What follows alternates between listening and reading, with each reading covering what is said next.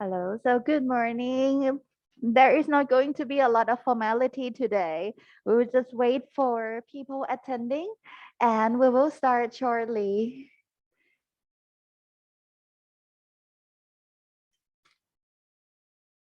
Today we also have guests from the National Security Council joining as well. And we will have like a short introduction before we start the presentation. เดี๋ยวต้องรออีกท่านหนึ่งขึ้นมาเนาะค่ะ Okay. Did you enjoy your first night here? No, not the first night, right? Probably the third night already.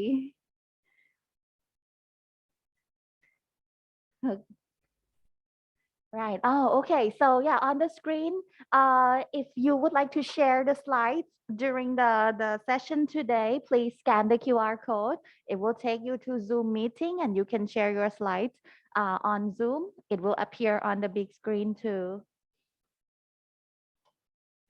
And oh, you weren't here yesterday. It's okay. มีรหัส Wi-Fi อีกไหมคะ I'll get you the Wi-Fi code.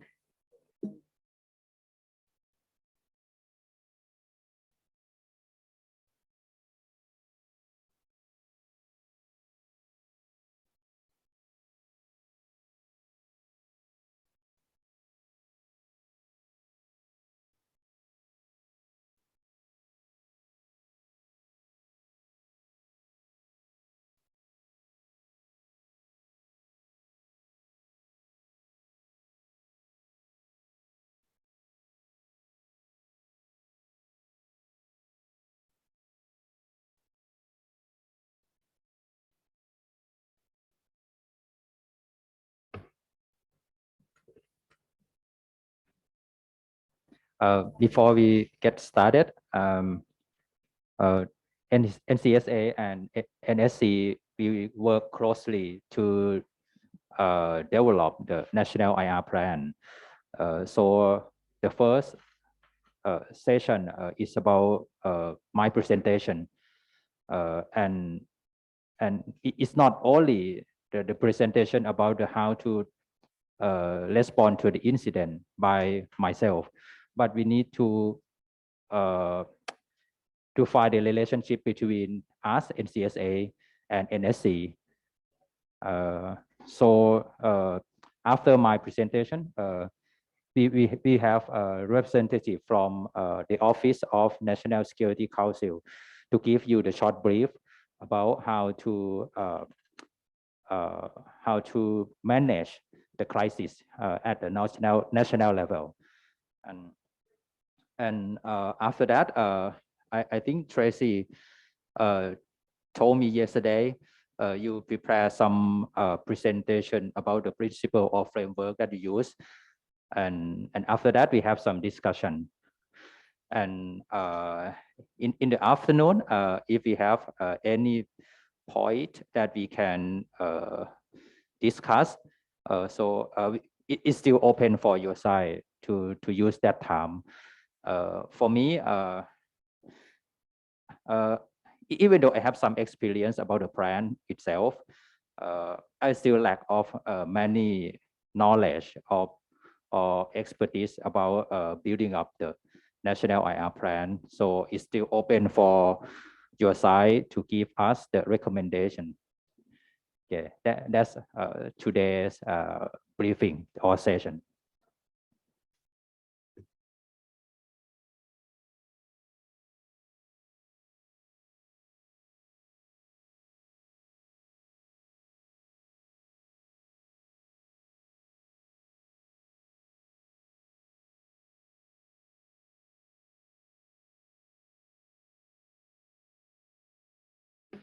Do you want some coffee? Just walk to the cyber square and take it very easy. Take it easy for this.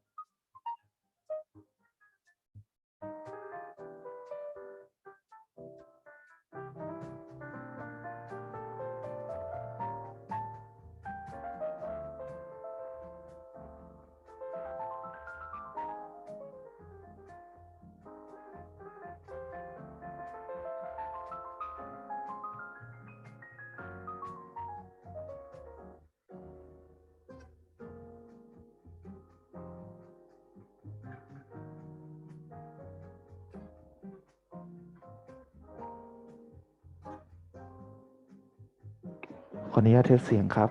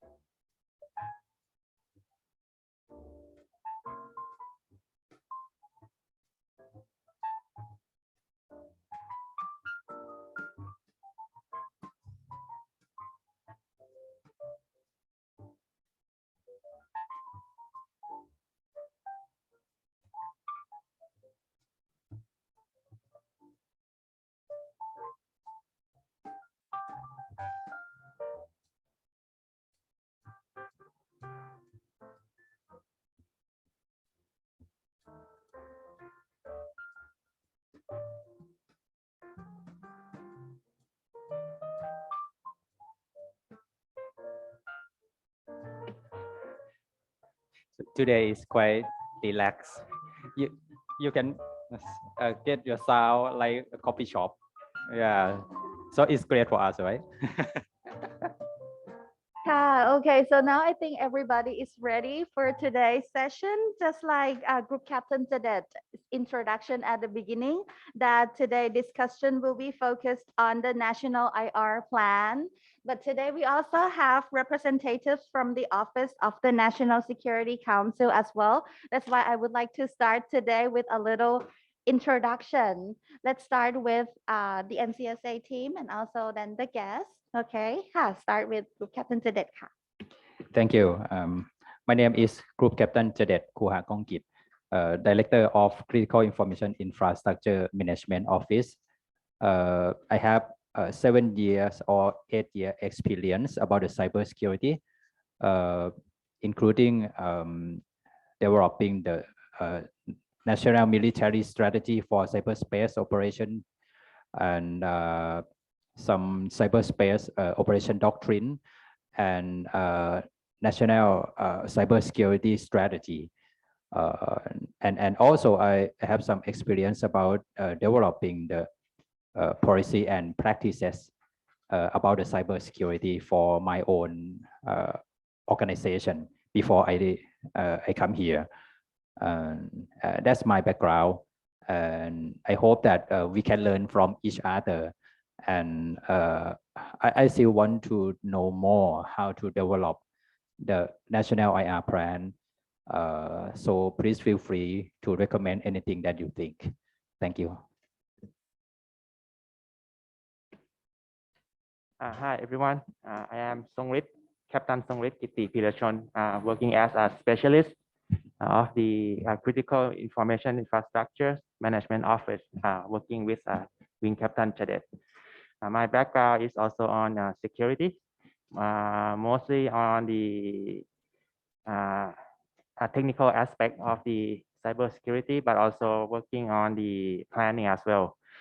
And for years, I've been working here. I have seen a lot of CII that trying to do their best to setting up their sectoral cert, for example, but we still have, let's say, a lot to learn on how to make this happen. So we hope that you being here today can help us a lot. And as he said, we would love to have all the recommendation that you can give to us. Thank you. Good morning, everyone. My name is Somkiat Bunchu. I'm a plan and policy analyst from Office of the National Security Council. I'm a head of transnational threats covering cyber threat. I have been working for this issue for 3 years. I would like to tell you that apart from NSC issuing about the policy and plan for countering cyber threat, we also have responsibility for drafting the plan for countering cyber threat at critical risk. So today, I think we can learn and share the practice and information about how to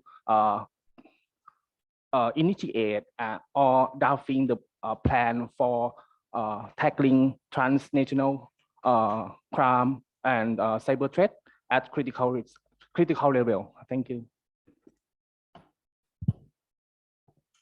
So good morning, everyone. My name is Rประภา I'm also working at the Office of National Security Council. I'm working with Mr. Somket Bunshu here, so he is my boss. So I'm directly working at the cybersecurity issues, and also I'm participating in drafting the cybersecurity response plan as well. So I'm also working closely with NCSA too. My background, I actually am a newbie here in the field, but I have my academic background in cybersecurity directly and a policy part. So I hope today's session will help us in drafting the plan and help Thailand to understand threat and also handle the crisis effectively. So thank you so much.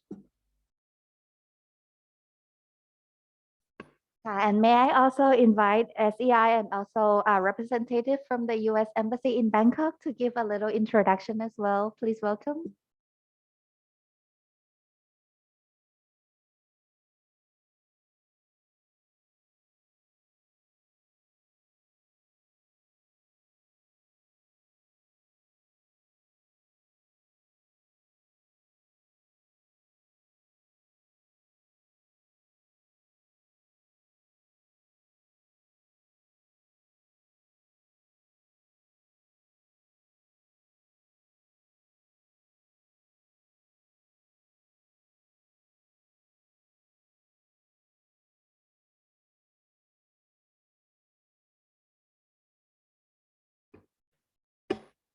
Hi, everyone. Good morning. My name is Jared Neitzel, and I work on behalf of the Department of State's Bureau of East Asia and Pacific Affairs.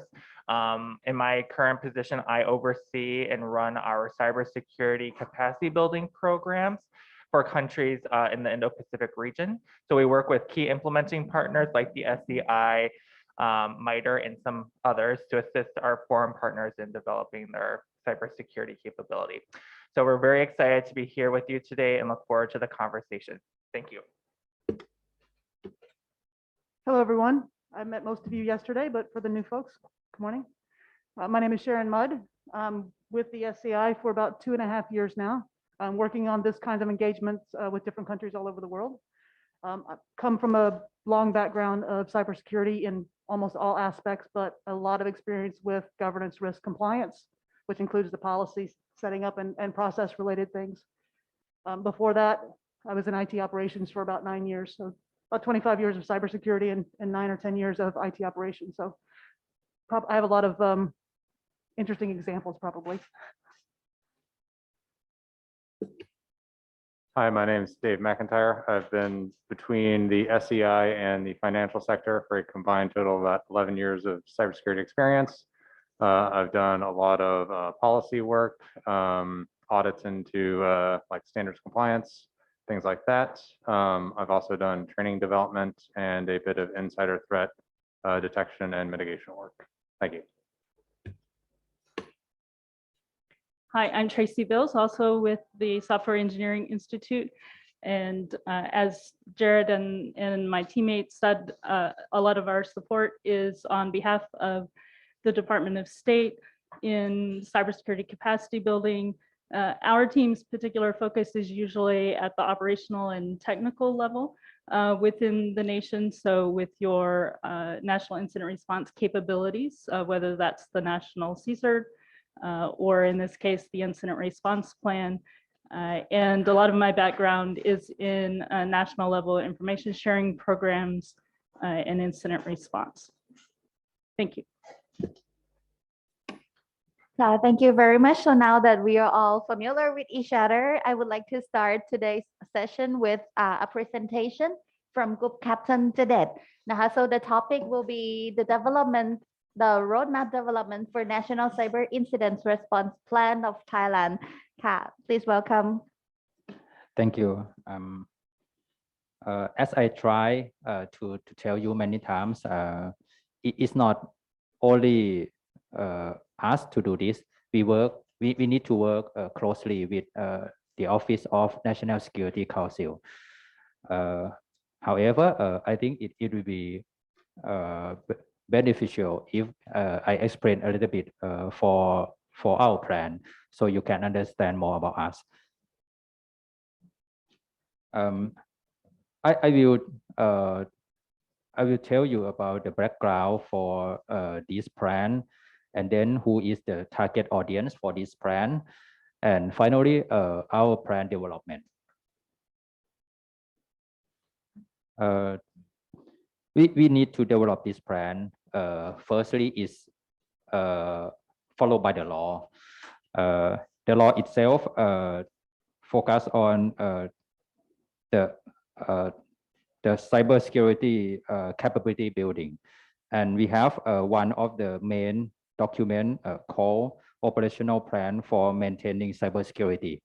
As Group Captain Amon said yesterday, this document still need to pass the cabinet before it's officially announced. However, in this operational plan, it including the 4 strategies and 11 initiatives. And one of the initiatives is about developing the cyber incident response capability. And it's very important, not just only followed by the law, but there are a lot of organizations related to incident response in the national level, not only alone by the national CERT. We need to work with related organizations like regulator organization, CII organization, and sectoral CERT. So that is the main part. And more than that, when the situation getting worse to the crisis level, we need to work with National Security Council. So when we do the incident response and in the national level, we need to work with many organizations. And from my understanding, the plan is the main mechanism to make everybody understand their role and responsibility and know how to work together. That is the main part from my understanding. We need to study from the other plan. I use the US National IR plan as the main document.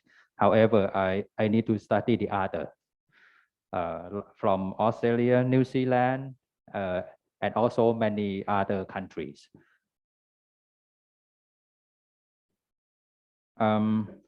Because we need the related organization to understand their role and responsibility. We have the National Cyber Exercise in last December. We set up the exercise objective in 3 parts. The first part, surely we need them to understand how to do the incident response by the Cybersecurity Act. And second, we try to develop the draft version of the National IR plan so they can do the exercise. Because we want them to understand their role. But if we don't have the draft version of the National IR plan, they cannot do the exercise for sure. So we do it. And the last one, we know that when we have the crisis or the incidents happen in the national level, it's not us alone. We need to work with National Security Council. So this is the 3 main objectives for that exercise. When we when we try to think how to do the incident response at the national level, we think that we cannot do alone. I divided based on the law. We have 3 levels. The first level is the national level. We have the top committee. It's called National Security Council. The chairman for that committee is the Prime Minister. And the subcommittee is the Cybersecurity Regulating Committee. We call it CRC. And in general, they just follow the thing that the top committee said. When the top committee said that we need the national IR plan, so the CRC need to make it officially or to make it good enough for Thailand, for nation. And more than that, we have the committee that take care of the administration. We call it the CMO. The main target about this is about the budgeting. They need to approve the budget for us. And at CSA itself, we have the duty by the section 22, as Group Captain Amon said yesterday. And you can also see from the slide that I sent you yesterday. And in NCSA, we have the national cert inside. And this is by the law. We need to work together as a national team or national level. In the sector level, we know that we cannot do alone. We cannot have only one national cert to organize every incident. It's impossible. So we have, by the law, we have section 50 define the duty of the sectorial cert. By the law, every sector need to have at least one sectorial cert, but they can have more than one. For example, in the finance sector, they not only have Thai bank cert, they have Thai capital market cert, and they also have the insurance cert. This is one of the example that if the sector think they want the sectorial cert more than one, they can have more than one. And we also have the regulator that actually they need to regulate their own organization, but we top up the cybersecurity duty to the regulator, so they need to do more than just they have by the law. For example, like Bank of Thailand. Bank of Thailand, they need to take care of their own organization, and also they need to make sure that the bank is secure. However, for every regulator, they have their own job, but we top up the duty about the cybersecurity for them. Right now, we have 19 regulators that we define in the law, and the regulator need to work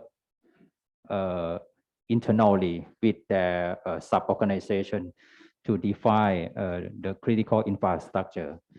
And right now, we know that we have 53 CII organization, 53 CII organization, and all of these we call it like a system. We have to work together between the national level, sectoral level, and local level to make the cybersecurity of Thailand is better. I have the duty to draft the development roadmap for the IR plan. So I define the step for developing roadmap like this. First, we need to set up the development team. The development team mainly is from us, representative from National Security Council, the Royal Thai Armed Forces, and 19 regulators. This is the draft version for the development team. And then if after we have the development team, we will try to define the plan. For example, we want to define the structure about the plan itself. We don't want to define the timeline, how many months or days that we need to develop the national IR plan. And we want to define how to evaluate or test the IR plan. So that is the thing about the development plan. And next, we need to draft the national IR plan. Luckily, right now we have the draft version, even though it's quite it's not good enough, and as we try to expect, but we need to draft the better one.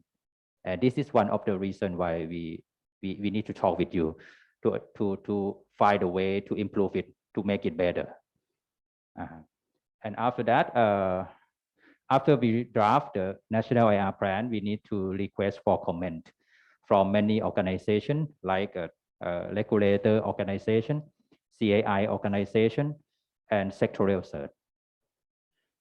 And this is one of the big challenge for us, because even though we try to send the draft version of the document to them, sometimes they don't support us. They don't send us the comment. And I think if you can remember yesterday, many subordinate legislation, before we make the announcement, we usually ask to many organizations, and they usually, I don't know, they send the limit number of the comment to us. But when everything is finished, they just tell me, hey, why don't you ask me? So this is a big problem for us. So I expect that for this plan itself, it will be the same. I need to find a way how to gain a lot of comment from them, or enough comment from them, so I can expect that after it launch or do the announcement, it will be the least problem for us.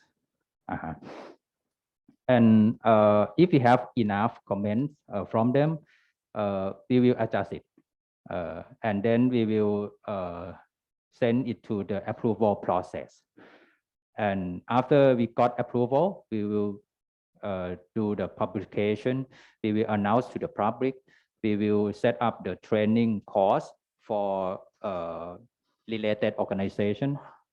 And the final thing is the evaluation for the plan. This is our roadmap. Can you describe what the approval process will look like?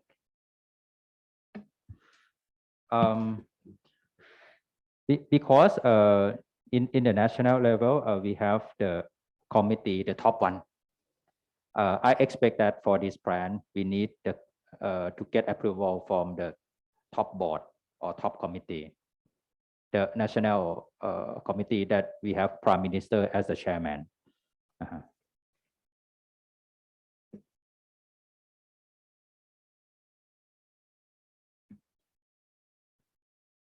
Okay.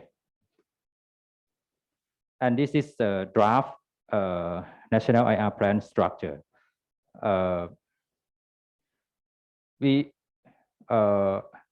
try to because I try to study from the other country plan. So mainly it should be the plan that define the role and responsibility for related organization is in the chapter 2. And for the chapter 3, it's a little bit different compared with the US national IR plan, because you define it as a core function, core task, and critical task something. But for us, after we define the role and responsibility, we will told the department or the organization that they need to do the critical task. So in the chapter 3, the critical task will tie to the role of the organization. And you can give us the comment for this part also. For the appendix, Appendix A is about the law and regulation. Mainly it's about the document that give the authorization to us. So this is the Appendix A. Appendix B is about the flow itself. It means when the things happen, what is the next thing that will happen? Is the normal flow for this, and I got this one from the non-US National IR Plan. I think it's from Australia. When you check it in the Australian National IR Plan, you will see the flow, and that is a normal flow for the plan itself. The flow is good for the organization because they can see it and they can understand easily when they see the flow, and this will put it in the Appendix B. In Appendix C, I think it's the same as it defined in the U.S. National IR Plan. You define it as a criticality, right? And you call it schema. But for us, we already define it in the Section 60 in the Cybersecurity Act. We define it in 3 levels: non-critical, critical, and crisis. And we already have some characteristic about it, some detail about it, and however, it's in Thai. So maybe you can ask me more today, so you can understand what's behind that in the Appendix C. Appendix D, we got it from National Security Council because the representative from National Security Council usually ask me how to escalate the incident, who will escalate it, and what is the process about that. If you can give us the recommendation about this based on your expertise, it will be great. And for Appendix E, it's about the report, because this is one of the thing that we usually got from CII organization, because by the law, they need to report to NCSA, but they usually ask me, what do you want in the report? So we need to define it. It should not too much, because they need to do a lot of things in the report.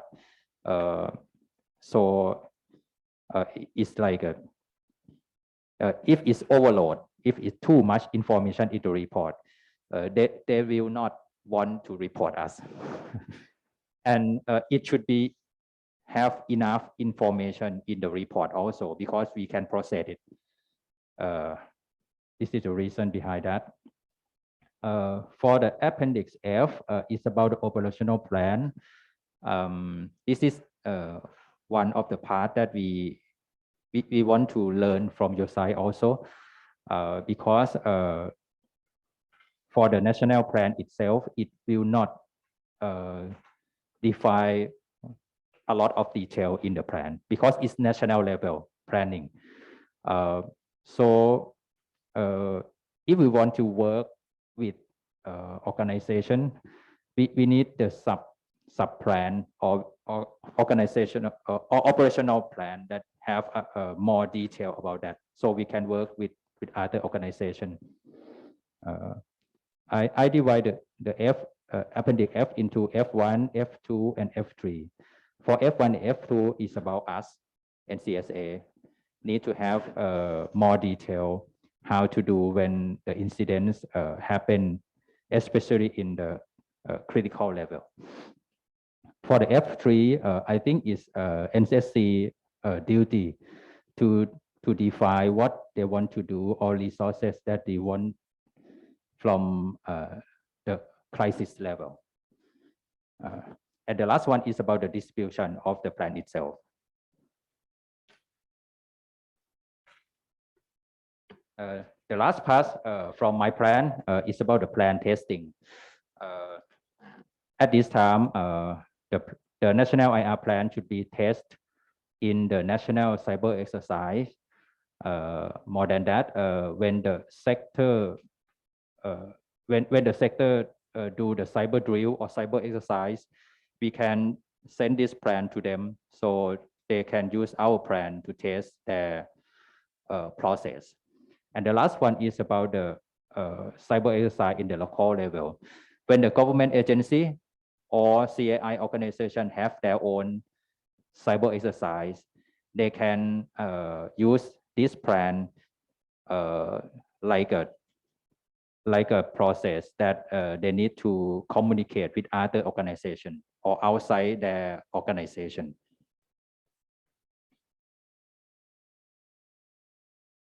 And that's all from me.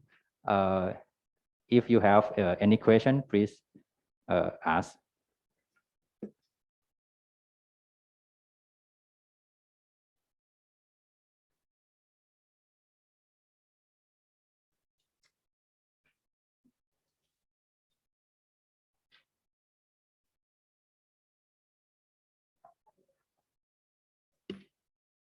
Can you go back to the slide with the steps that includes operational plans?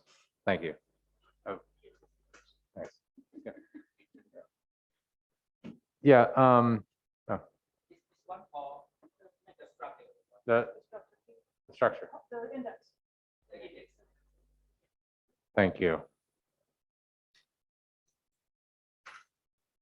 Yeah. Can you tell me exactly what an operational plan is in relation to the incident response flow? The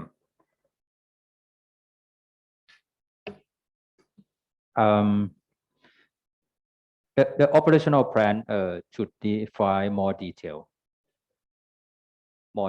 about, for example, when the critical level of the incident happen, what is the task or the resource that we should provide to mitigate the problem.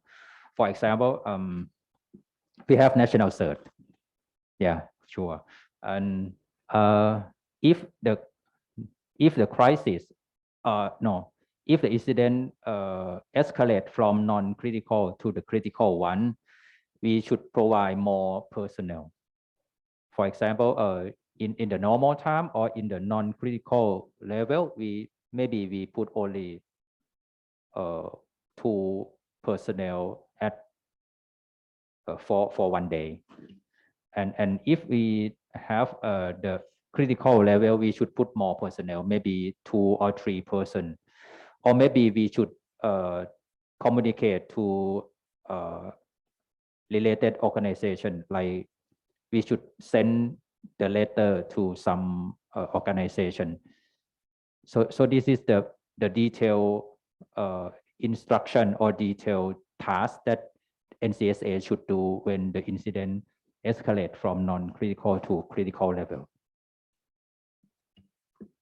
So how does that work with the Appendix D, which is the plan for escalating incidents? See what I mean? It should relate each other. I mean, in Appendix D, it should define the criteria that we need to think when we need to escalate from non-critical to critical, or escalate from critical to crisis. So the internal process for the team, what to think about Does this incident need to be escalated? That kind of thing? Should be like that. Okay. What is in my thought is about the criteria in Appendix D, but for the Appendix F is a process. What we have to do for that.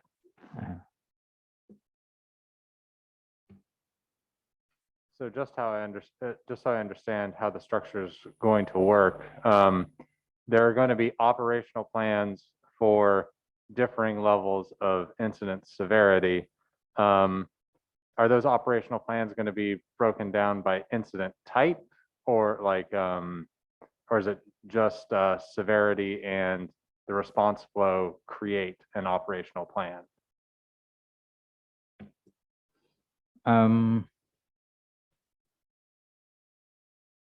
Right now, I'm thinking about this because this is based on my experience. When the incidents change from non-critical to critical, it should have specific process or procedure that NCSA should do.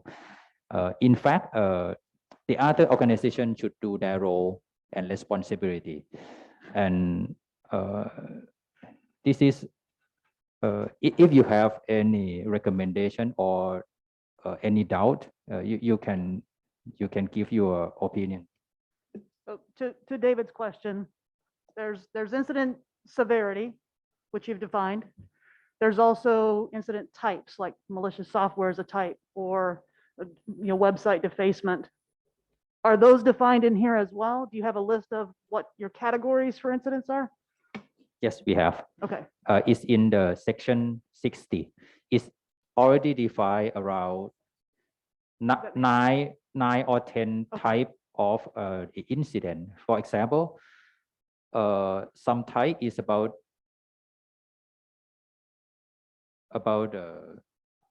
let me think. There are 9 or 10 type of incident that we define in the section 60. One of the type is exercise. I mean, that incident is for the exercise. So it is not the real incident.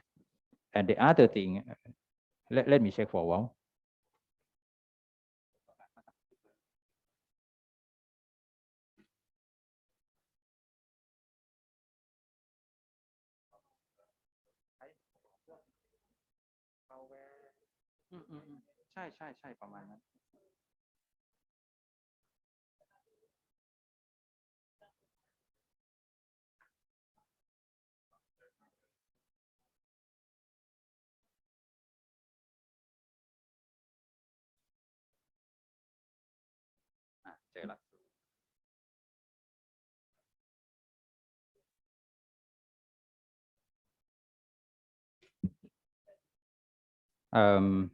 For example, the other kind of the incident, including unsuccessful activity attempt.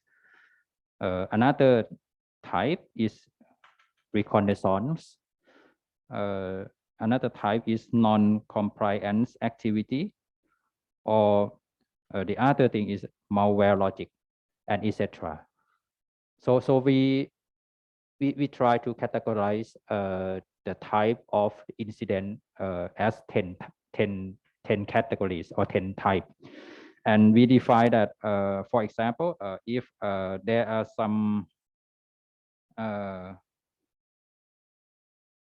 denial of service to the workstation, we define it as non-critical. And they have a lot of metrics that we think. So in summary, we already defined the type of the incident, and it depends on the incident that happened to the asset. If the asset is critical, and if the incident attack to that incident, that asset, so we define it is crisis or critical. Okay. Earlier, you talked about criteria for determining escalation, or how when you escalate to National Security Council. Do you have any thoughts on that? I mean, I have lots of thoughts on it, but do you have thoughts on what would trigger some of those escalations? I'll give you an example of what I wrote down. You know, exposure being widespread, like more than one asset or more than one agency, to me triggers a different kind of escalation path, along with the severity. So the National Security Council may want to know, even if it's not a crisis incident, if it's just a critical, but it affects 5 different entities, that may be something to escalate, to drive that kind of escalation as well, like scope. That's what I'm thinking through based on the question you asked earlier about how to define the escalation path. I think we have some of the criteria to think about that. But you still it's still open for you to give the opinion for this.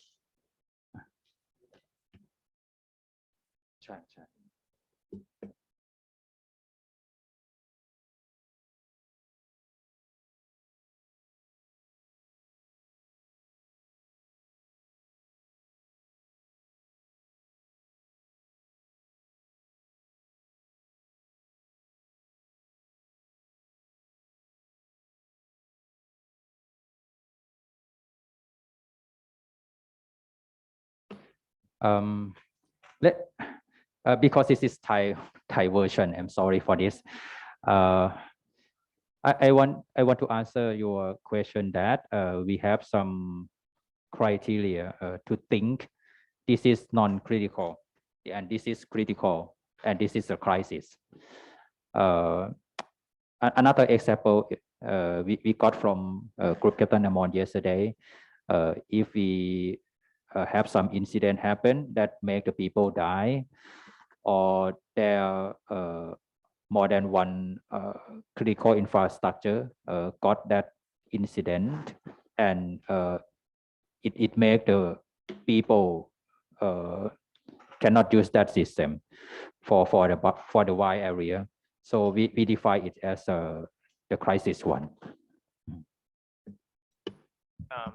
Just as a side note, is it possible for you to send that document to our team? I think we would be interested because it seems like it has a lot of key information presented. We may be interested in translating that into English so that we can further assist and have a better understanding of what's already laid out.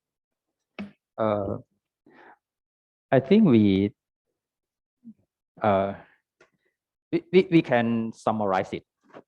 The reason because for my office, I only one employee, so we lack of the people to translate the whole document. But for summary, maybe we can summarize it. No, we appreciate that. I'm just saying, like, we can translate it. Like, you know, we don't want to impose that on you all, but we have contractors that can do the translation for us on our own, and then we can refer back to you. So please do not feel like you need to translate the document for us. If you can do that for us, it will be appreciated.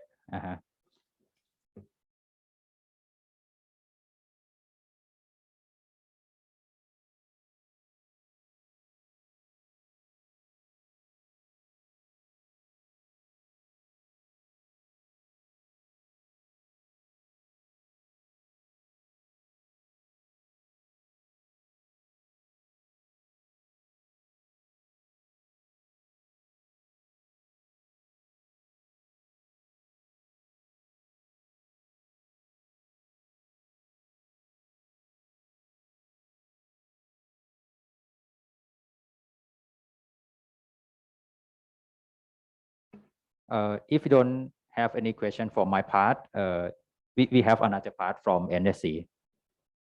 Okay, if you are ready, please go ahead. Moving on to the NSC part, we will elaborate more about the cyber threat at crisis level. We talk a lot about crisis level. So now NSC presentation will give it in detail. This our presentation is comprised two parts. The first part is about next slide, please. The first part is about the definition of terms of cyber threat at critical level, and the next part is an emergency decree for tackling this critical level. The first part will be presented by Ms.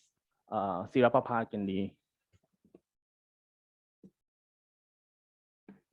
Next slide, please. So as we already mentioned, we have non-critical, critical, and crisis level. So here we try to understand some specific words that might help us understand which kind of law and regulation we can apply when cyber crisis happened.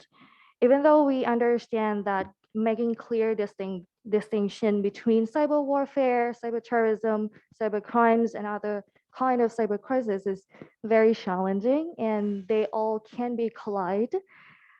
But however, as I already mentioned, it helped us understand possible kind of law regulations that we have.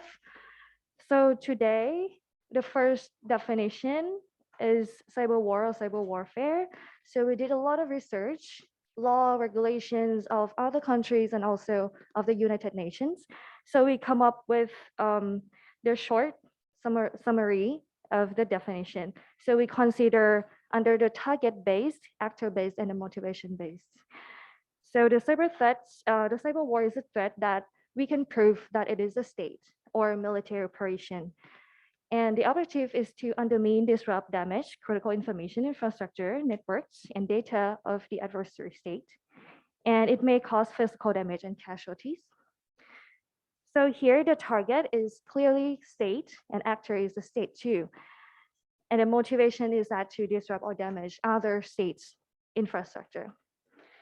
So the next one, next slide, please. So the cyber terrorism, it is a very challenging one to define actually.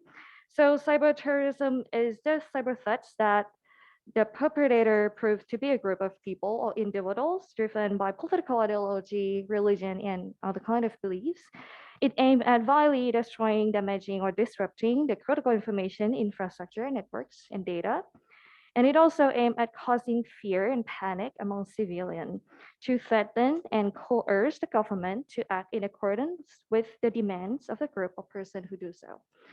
Yes? And that is no matter where those individuals are, domestically or foreign. Yes. Okay. I'm sorry I cut that part out because like Oh, I that's just tried to fine. make sure. I just want to make sure we're on the Yeah. same page. Yeah, that's right. So this one actually is a very challenging term to define because terrorism, we still don't really have a definition of it. And it also hard to understand who is the actor behind the incident as well. So it might be overlap with other kind of cyber crisis, especially the cyber crimes. So the last one, please.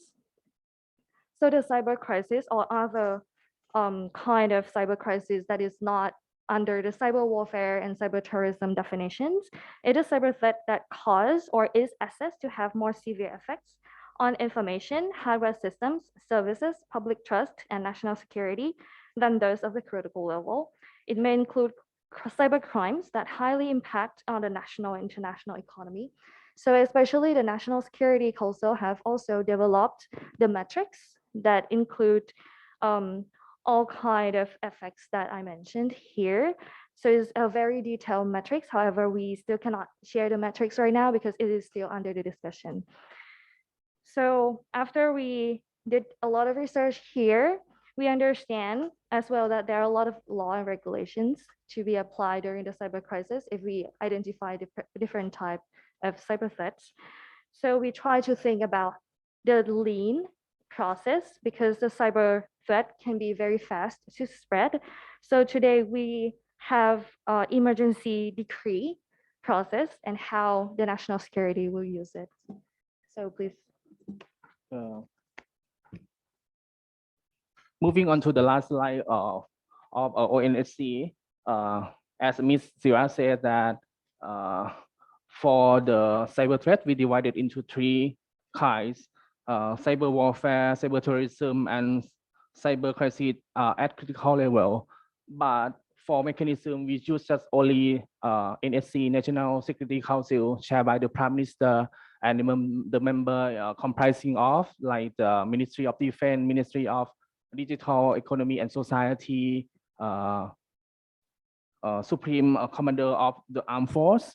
So they will have the resolution for tackling about the cyber threat at critical level. The advantage mechanism or advantage tool for tackling the cyber threat at critical level, we use like the emergency decree, because the power of all the minister will return to the Prime Minister. So the Prime Minister will use this power to integrate the force from Royal Police, from military, from civil sector together, and for tackling the cyber threat at critical level. But it's like it's just a draft. It's not finalized. For finalize it, we now set the task force for like considering which is the best one for this.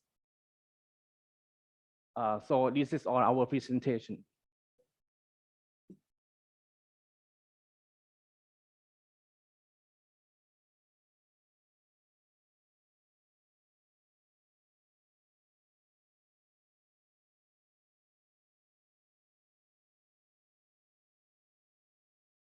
Do you have any questions or recommendations for us? No, I think that was pretty straightforward. Thank you.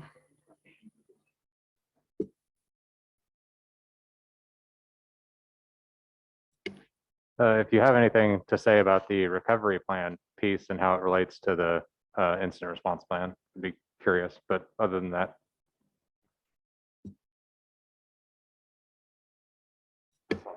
So how do you get out of crisis mode and back to normal? Yeah. That's a good question. Thank you for that. So yes, is the recovery plan is the next stage that we are considering right now, because I think it is like we work starting from the beginning. So right now we are trying to develop the plan from one. So the recovery plan may be like the third one that we are going to. So thank you for pointing that out. Let me give some opinion about this กลับไปสไลด์หนึ่งได้ไหมครับ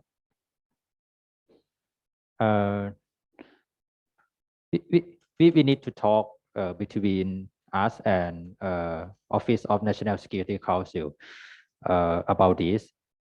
As you can see in the slide, even though it defines only the recovery plan, it should not only the recovery plan.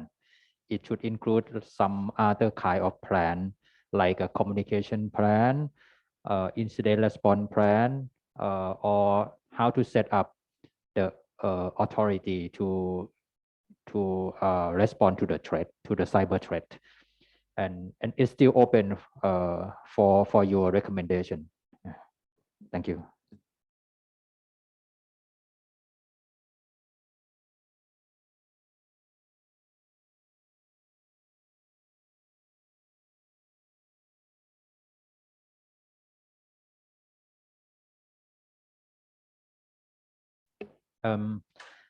I'm thinking about the team that the US prepare for the cyber crisis. Do you have any kind of team like that in the national level?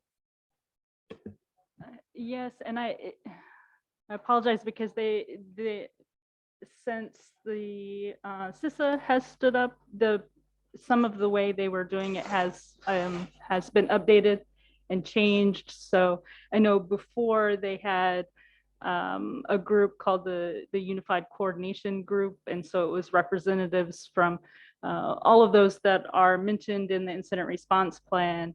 Representatives come together during a crisis and work together on developing the response and recovery plan. It's still essentially the same process. I think they call it something different now, though. But And we were discussing maybe there's a tie-in there with the operational appendix that you have, or even just in the workflow, if you capture, the connection between the two processes. One of the example that I want to learn more is about the Colonial Pipeline incident. For your understanding, is it a national crisis or not? Or is there any plan or incident response plan for the Colonial Pipeline incident? Who will take charge who will responsible for that incident?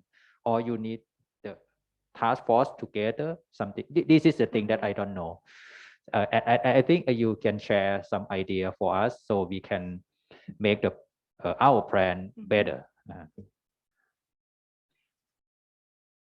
Yeah, I mean, there are options depending on how you want to structure that. So when there is a crisis incident, whether it's a task force similar to the one I described, where it's representatives from some of the key organizations and NSC and NCSA that come together for that may be that's one option. And I think it's probably the most common option where there's a predefined group that comes together. Even within an organizational incident response plan, there's usually what's the term I'm looking for? Like the critical incident team that comes together. So it may be led by the director of the organizational CSERT, plus representatives from, public affairs, legal. And that's for an organizational incident response plan. For a national one, it would make sense that most of the ones that you call out in your roles and responsibilities, that you have some sort of critical incident team that comes together to direct the actions. What's that? Yeah.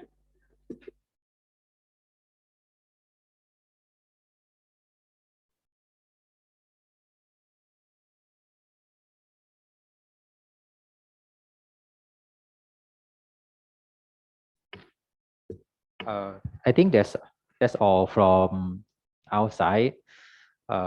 If you have some presentation to share us, it's time for your side.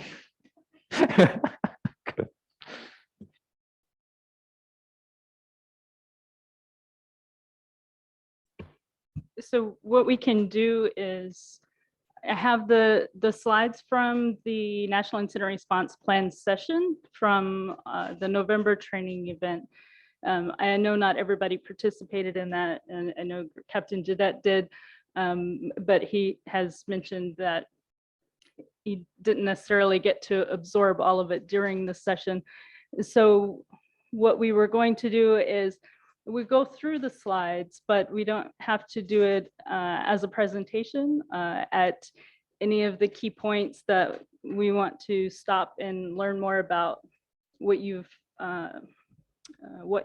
taken from this training in the past, what you've already implemented, or we may have questions for you on how you've adopted it so far. And then for sections, when we get to them, because this is really the activity for the day, so this could take as long as you want or as quick as you want. Any of the sections where you're still trying to define and develop what you want in the plan, we can stop at that point and do some activities and discussion and help you think through some of the things that you want to include.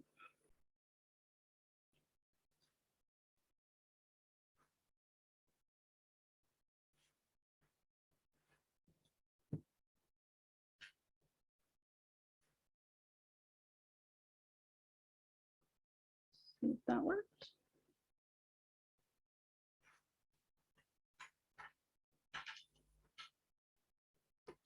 So I think a lot of the information that is in the beginning of this slide deck, everyone's already aware of. It's why you're all here and why you've been working on this so far. So we won't spend a lot of time on some of the background information, but really for the context, being able to establish the parameters of how everything's going to be protected and secured, and then how you're going to respond when something does happen.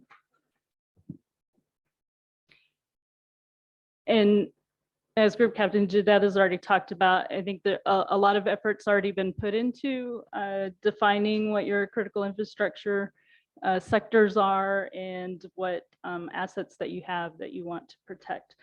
But if there's anything on here that perhaps you haven't considered yet or included in the incident response plan, then these are some good places to draw from.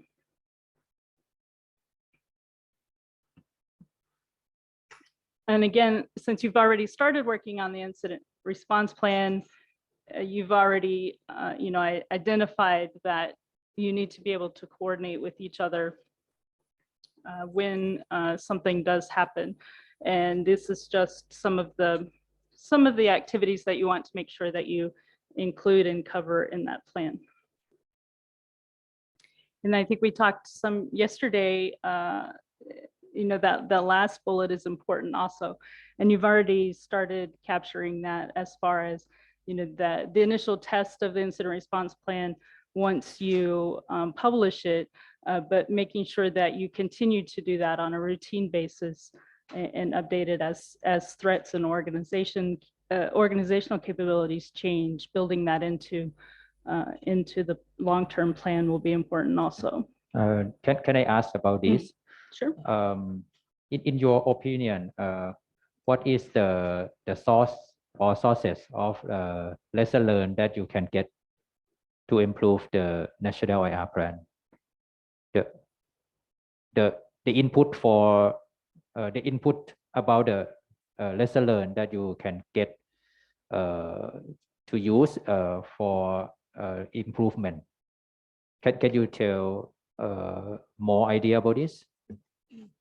Are you asking mostly about how to collect it or how to integrate? Yeah, well, there's a section at the end if you want. Oh, I see. On assessing. I see. I will wait for that. Thank you. No problem. Don't let us forget if that section happens to not be in here. We will come back to that.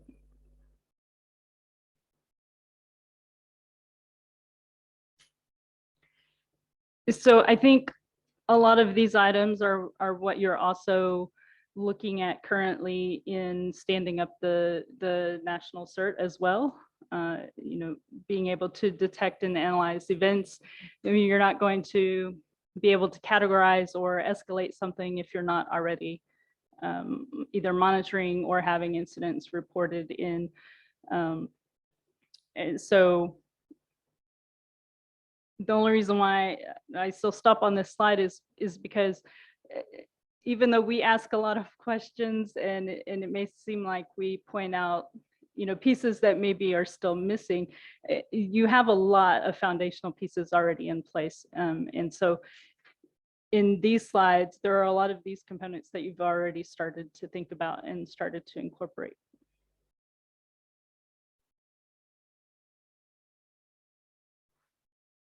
So the National Incident Response Plan is what provides the guidance in order to enable that whole of nation coordination. And so it is, I was glad to hear when you said you weren't necessarily putting a timeline yet on each of the phases of developing the plan. Normally we want to put a timeline on everything, but I think it'll be important in making sure that you get everything in that you want, so that when it's implemented, you'll be able to enable the coordination.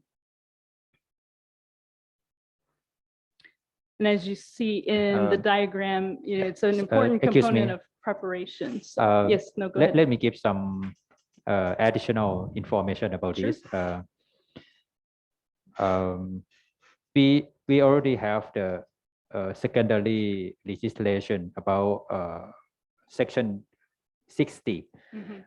We define how to respond to the cyber incident based on this special pub 861.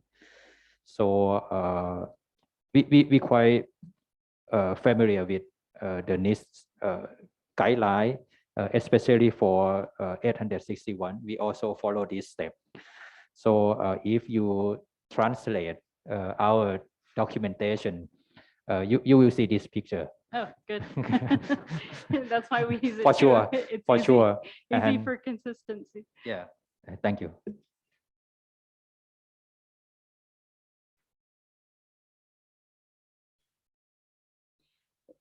And I think you already talked a lot today about the need for all of this to occur at multiple levels, with the initiation of developing the sector CSERTs plus the national CERT, and then not leaving it there, but the crisis response and being able to escalate that as needed. So there are a lot of the items in the first few slides that you've already completed and identified the needs for those. So that's the only reason why I'm not going through all of these. I just want to make sure that, because I think you received a copy of these last time, right? Okay. And if anybody else who didn't participate in November wants the full slide, since I'm okay, then we can share, because I don't want to sit and go through all of the items that you've already gone past that point. We want to just get to the sections. We're just good. Yes, no problem. Yep, go ahead, Sharon.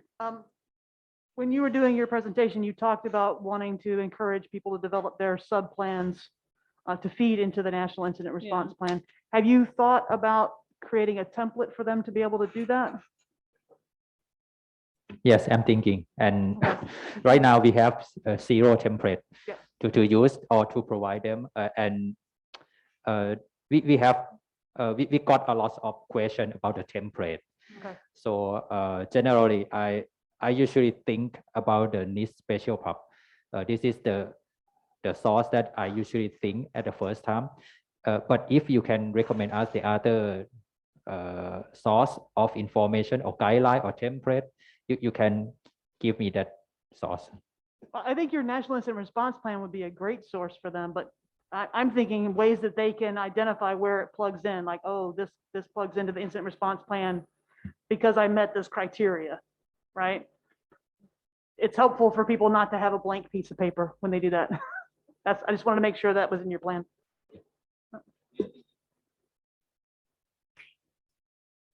And I guess you could think about whether you want to do that after the incident response plan is staffed and distributed, and then as part of that education of what's in the plan and what their role is, then offering, here's a template to use for your organization or for your sector to develop, to show where what their actions are if something comes down, or if they detect something where they know when they need to report up or plug in.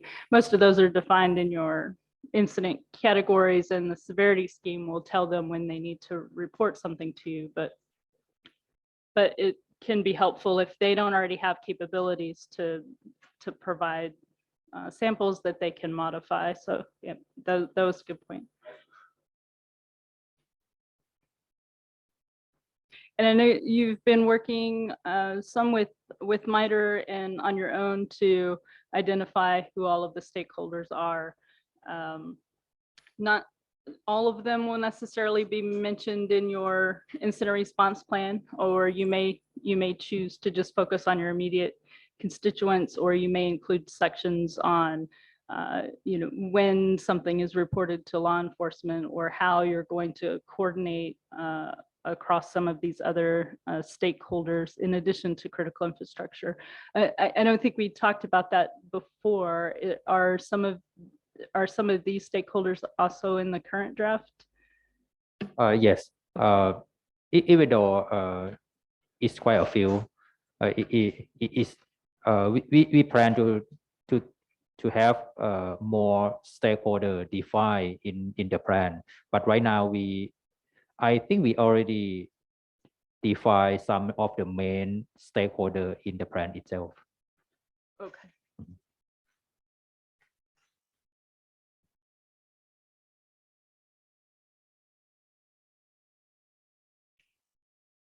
The ones on. Excuse me, No, can go I ahead. ask about this? Mhm. Because by the law, it already define main stakeholder inside. But for the national IR plan, should we define more than that? For example, if by the law, we talk about the government agency, CII organization, regulator organization, and the committee itself, NCSA, National Search, Sectorial Search. Do you think we need to define more stakeholder inside the National IR plan? So minimum would be the ones that you're required to by law. Obviously, you don't want to leave any of those out. For additional ones, it in most ways it's up to you. If you are working on establishing those relationships and you want, or you even if you foresee that for a national level incident, they may be some of the critical stakeholders that you would want to be able to coordinate with or want to identify what their role is in coordinating with you, then it's good to go ahead and include them in the plan itself. Otherwise, then it's unclear, when something does happen. And for example, if you leave out private sector or especially vendors, and it's a major incident involving a vendor product, then you're going to waste time trying to figure out how you're going to coordinate with each other. Or does that make sense? David, you may have. Yeah, just kind of to build on that, it can behoove you to kind of expand and make that list more definite in an operational plan that deals with like a crisis incident. So, I mean, you can get away with being softer or looser with, I don't know, defining your constituency earlier in the IR plan, but in terms of major incidents, being very definite and prescriptive could be good. For example, the media. By the law, it's not mentioned that the media is one of the stakeholders. But I think in this at this period of time, media is one of the main stakeholders that we should consider. In your opinion, we should put like media agency into the national IR plan?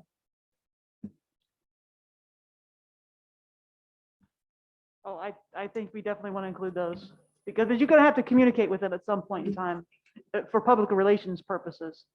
And I think if they understand why you're talking to them and what their role is, it's easier when you do have an incident for them to stay kind of in their lane and maybe not get ahead of a story. If they know that you have some other priorities you have to work on before you can talk to them, I just think it's easier if they know up front. Yeah, they'll understand why they're being contacted in this context instead of surprised that NCSA is calling them about some terrible thing that's happened. And for some of those pieces, you can build into your workflow as well. Yeah, at what point do you want to? And they may be contacting you. If it's something widespread, then they may be contacting you for more information anyway. So having even outside of the incident response plan, having for say the national CERT, what their process is for responding to media requests is an important process to have defined already anyway. I'm thinking about the sub plan, like a communication plan.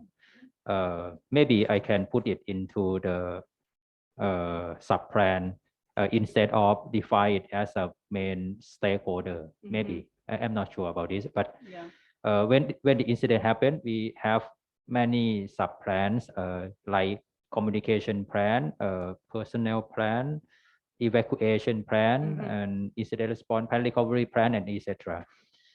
Or maybe I should think about the sub plan how to communicate with the media. Does it make sense? Sometimes it's helpful to have those as separate, where it's mentioned as part of the workflow in the incident response plan, but then the details of when and how and what it is you're going to do are in something separate, maybe a standard operating procedure or some other type of document. One advantage to that is because some of those can be threat dependent. So as things evolve, you may update those processes, or maybe based on tools that you acquire. And so to update those, it's a lot easier to update that within the organization than it is to update the entire incident response plan and go through the approval process again. Having some of those more tactical processes in a separate document, you can point to them from here, but having those separate so that you can update those as frequently as you need to. Thank you. And I would say, don't discount the media as a really good source of getting incidents reported to you. I mean, I would consider them a special category of reporters to you just because of their scope, right? They may get questions from the public about why is this thing happening that I would treat differently than I would, an organization reporting, because that's usually an internal organization where the media's their perspective is a little bit different and a little bit more broad. So we've had plenty of people come and say they only knew about an incident because they got a call from a reporter. So special handling. It's interesting. We should have some communication channel open since the non-critical or the normal time. We should have some kind of channel that open for them, so we can get the report or notification from many person to the NCSA, so we can know or understand the incident better. Okay, sounds good. Yeah, when you say special, it might be important to define that as maybe less formal than your normal incident reporting channel too. These might not be things that you could, legally say like this is an incident, but maybe there's a different way to get that into your system and start the incident handling process in an investigation without, strictly defining it as such. In the near future, we plan to have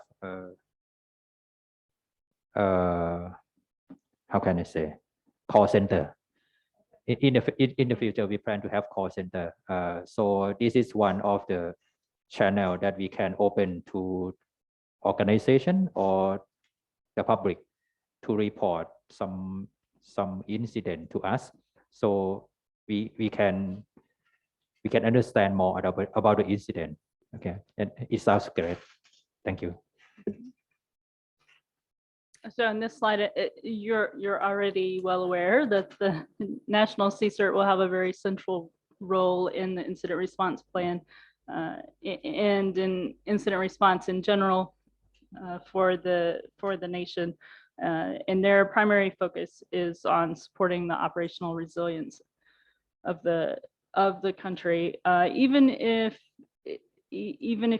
your National CSIRT's constituency is going to be a specific focus area, like it is, just if its main focus is critical infrastructure,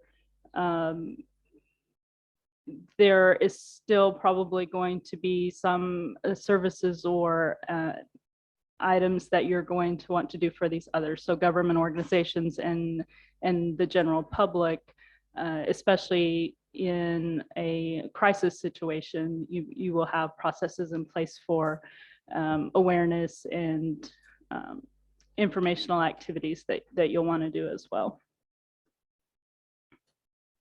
And I think you've already been looking at examples of others in the community as you start to develop your structure and your processes for the national CSIRT. But if not, these are just a few of the ones that we tend to point people to look at how these teams were established and how some of their processes currently work.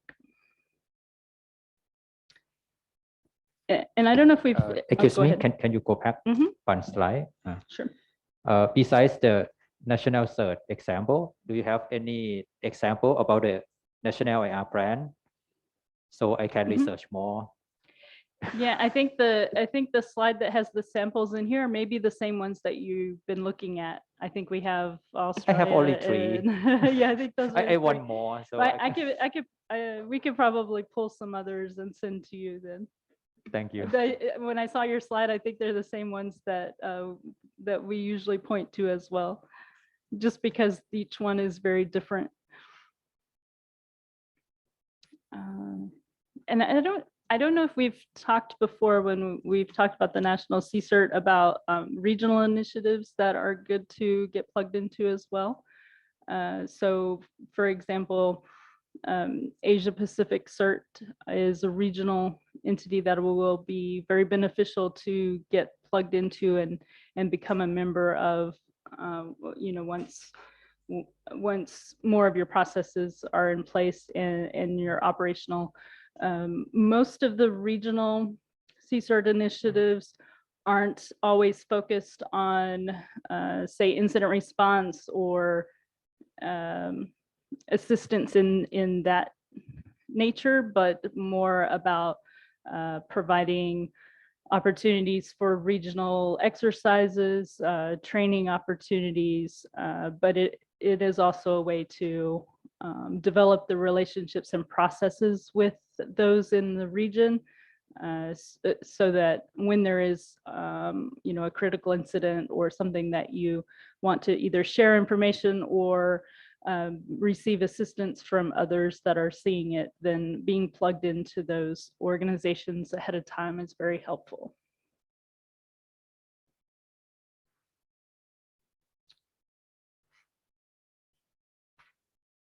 So as everyone's already been talking about, right, the incident response plan is what will help you institutionalize the process. And I think some of the examples that are in here are the ones that you've already looked at. And what you've already started, one of the key components is that it should be aligned with any strategies and legislation that are already in place. And I think you've already started mapping that quite well, it seems like. So, so keeping those aligned, that those may be drivers for when you need to do updates as well, if there are changes in the strategy, which is one question I've been meaning to ask. Is there a new strategy being drafted, or is the 2017 to 2021 still? The old one is the first strategy for cyber security is written by the NSC, but for the next step, for the next one will be initiated by the NCSA. Oh, okay. Yeah, is the old one. Okay. Even though the plan itself will transfer from NSC to us, we still need to work with them to make it sure that we can map everything together. Transition period from NSC to CSA.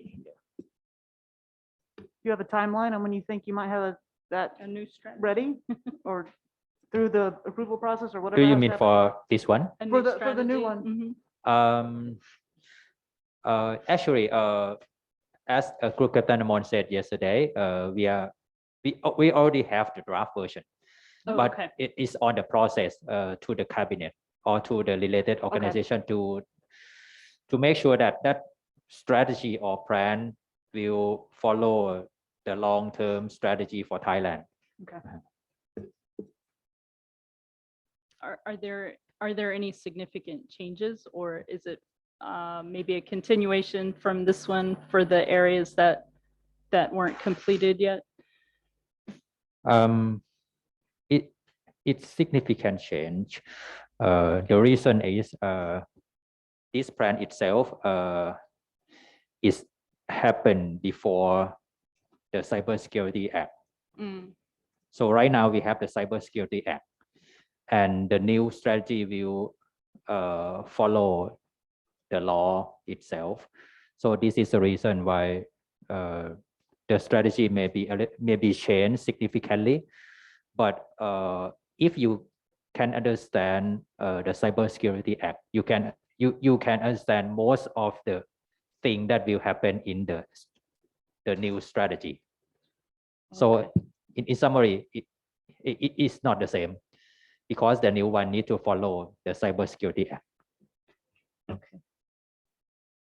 And this is just an ugly chart about if you wanted to map out your various documents, if you for example, this particular example has a 20-year strategic plan at the top.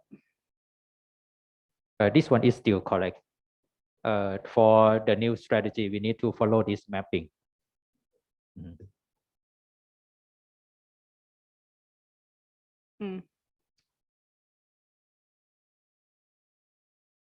Good.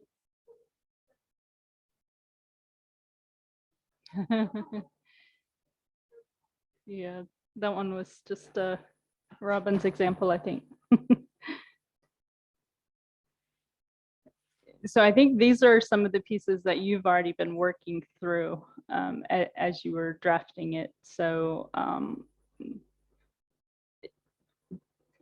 I don't know if you have any particular questions about this, but I think this is probably the strong point, is being able to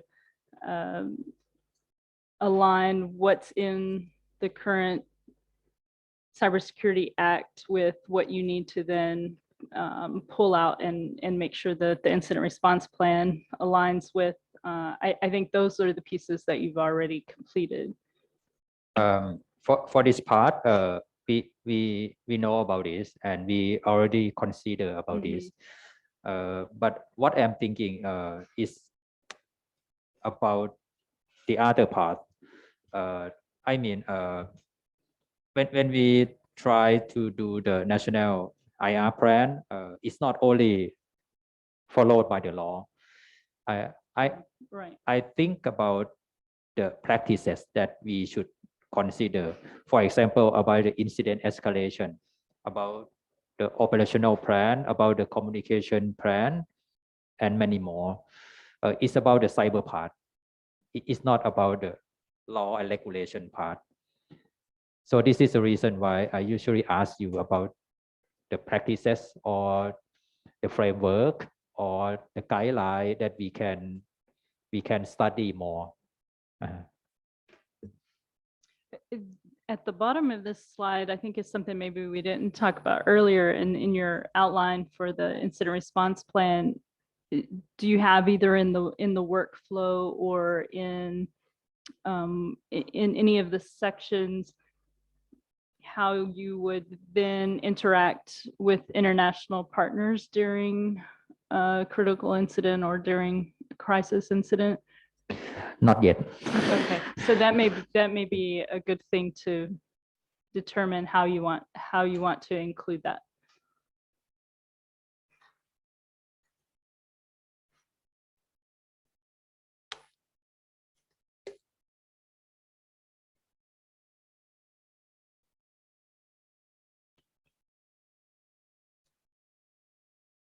I think we went through all of these in November, so I think all of the legislation pieces you've already been working on.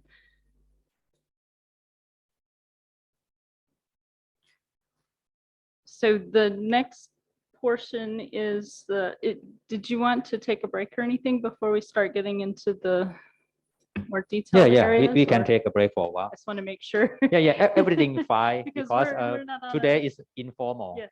So you can break as you want. And we could talk forever. So. Okay. Thank you. So we'll take a break about Yeah, 15 minutes, so we 10 can minutes. resume around 11:30. That should be a good time. Okay,ค่ะ. The coffee is in the Cyber Square room, and also like you have your lunch, no, not the lunch box, the snack box already.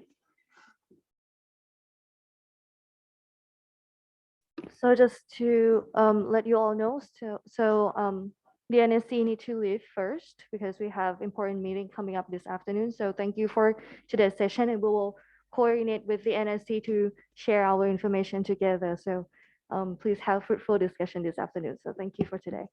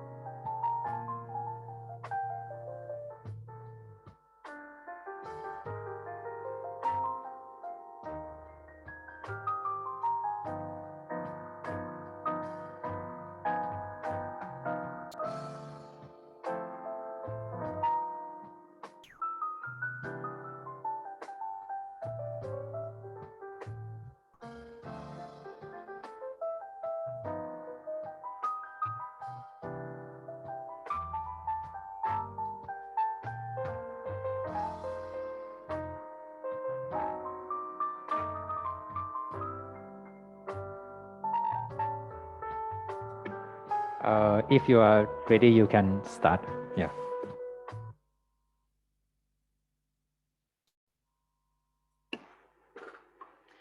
So the next section goes into a lot of the key components that you want to include in the incident response plan.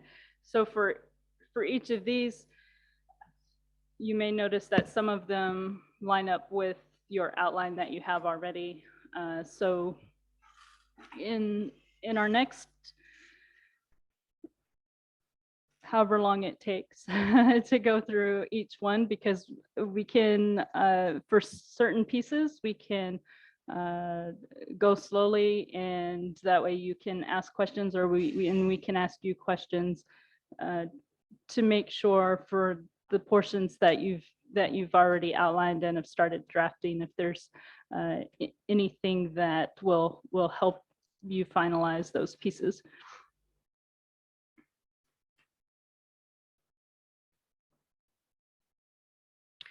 So I think this was one of the example incident response plans that you've already looked at. And you may have noticed this one is a lot shorter than the US example. And part of that is the Australians have kept theirs more as a brochure type document. It's much briefer, and it's only touching on kind of the high level roles and responsibilities and some of the workflow, but it's not going into a lot of granular detail. Those are probably covered in additional documents. And like I mentioned before, one of the advantages to that is depending at what level the other documents are at and at what organizational level they are, they might not require as lengthy of an approval process. And so that's an advantage to a format like this one in some ways. And it's probably less daunting for those that you're trying to have comply with the plan because it's a lot easier for them to understand and digest. So those are some of the advantages to this one. For others, they may see that as a negative aspect because all of the details aren't in one place. So it's really up to you on the type of format that you want to go with. You could also do both. I mean, have your full plan, but then have something like this as a way to communicate with others or guide them to the bigger documents that you have.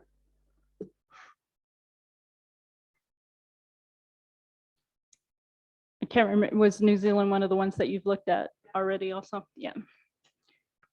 So kind of similar on those.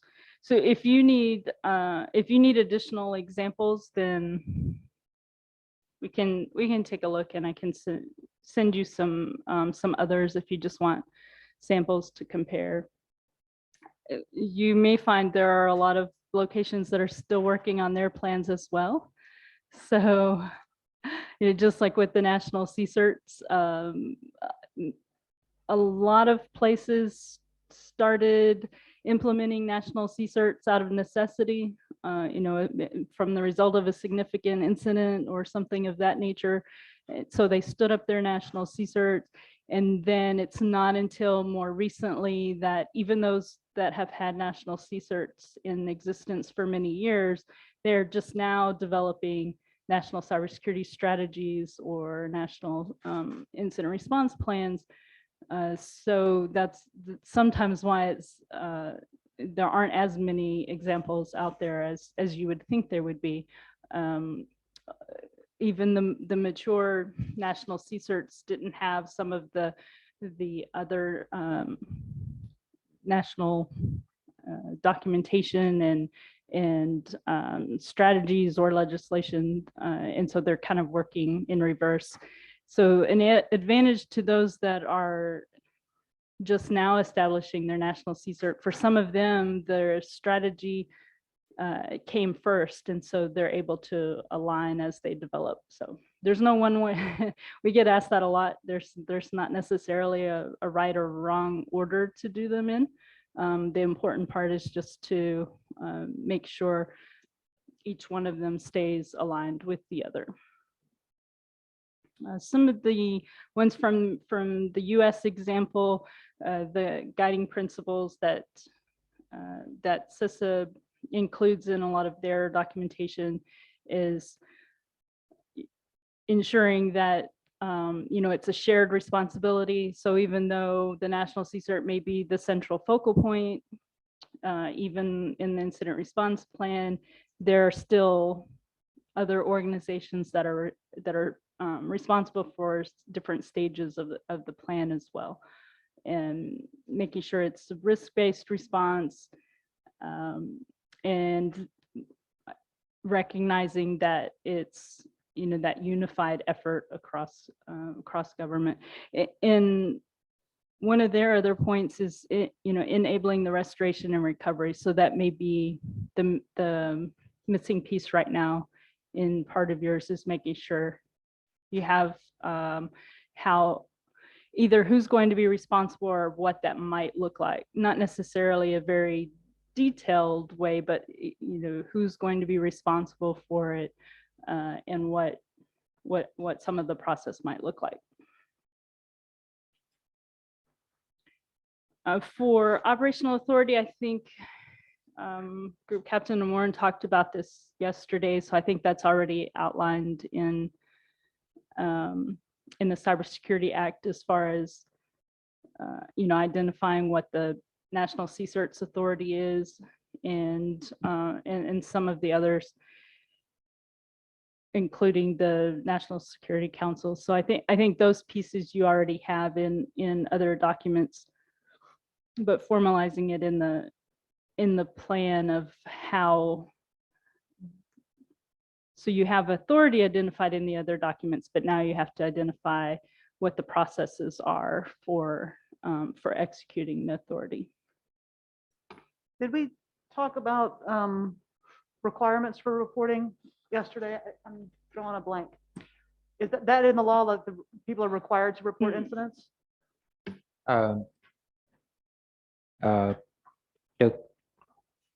The critical information infrastructure, they need to report to us. Okay. That's what I thought. It's must.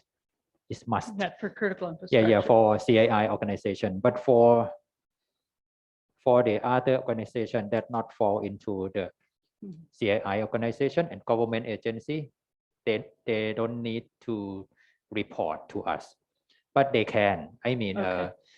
For example, most of the cases that we got right now is not mandatory. They report us because they have some incident happen, and they think they need to work with us to mitigate the problem. Mhm.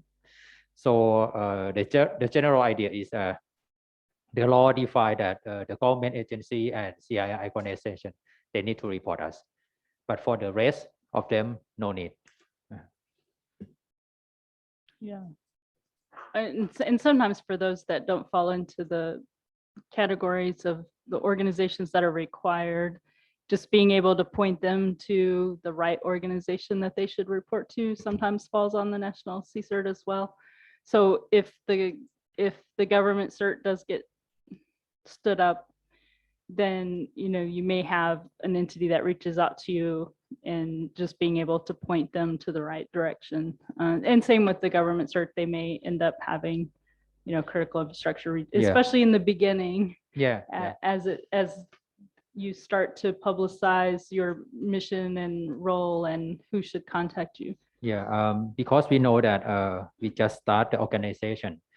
We cannot support every organization in Thailand. It's impossible.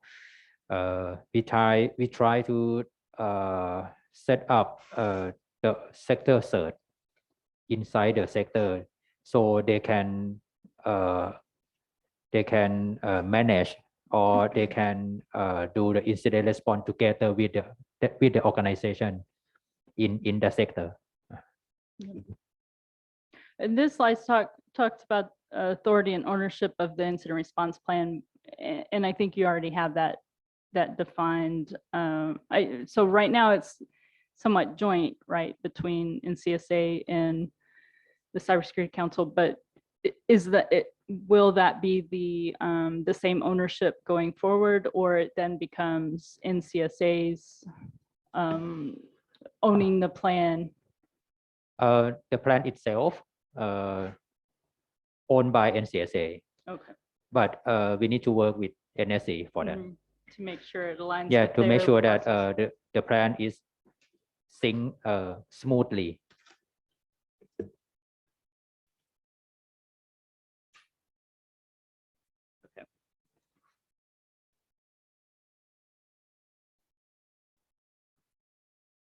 I think we've already talked about most of the governance pieces already.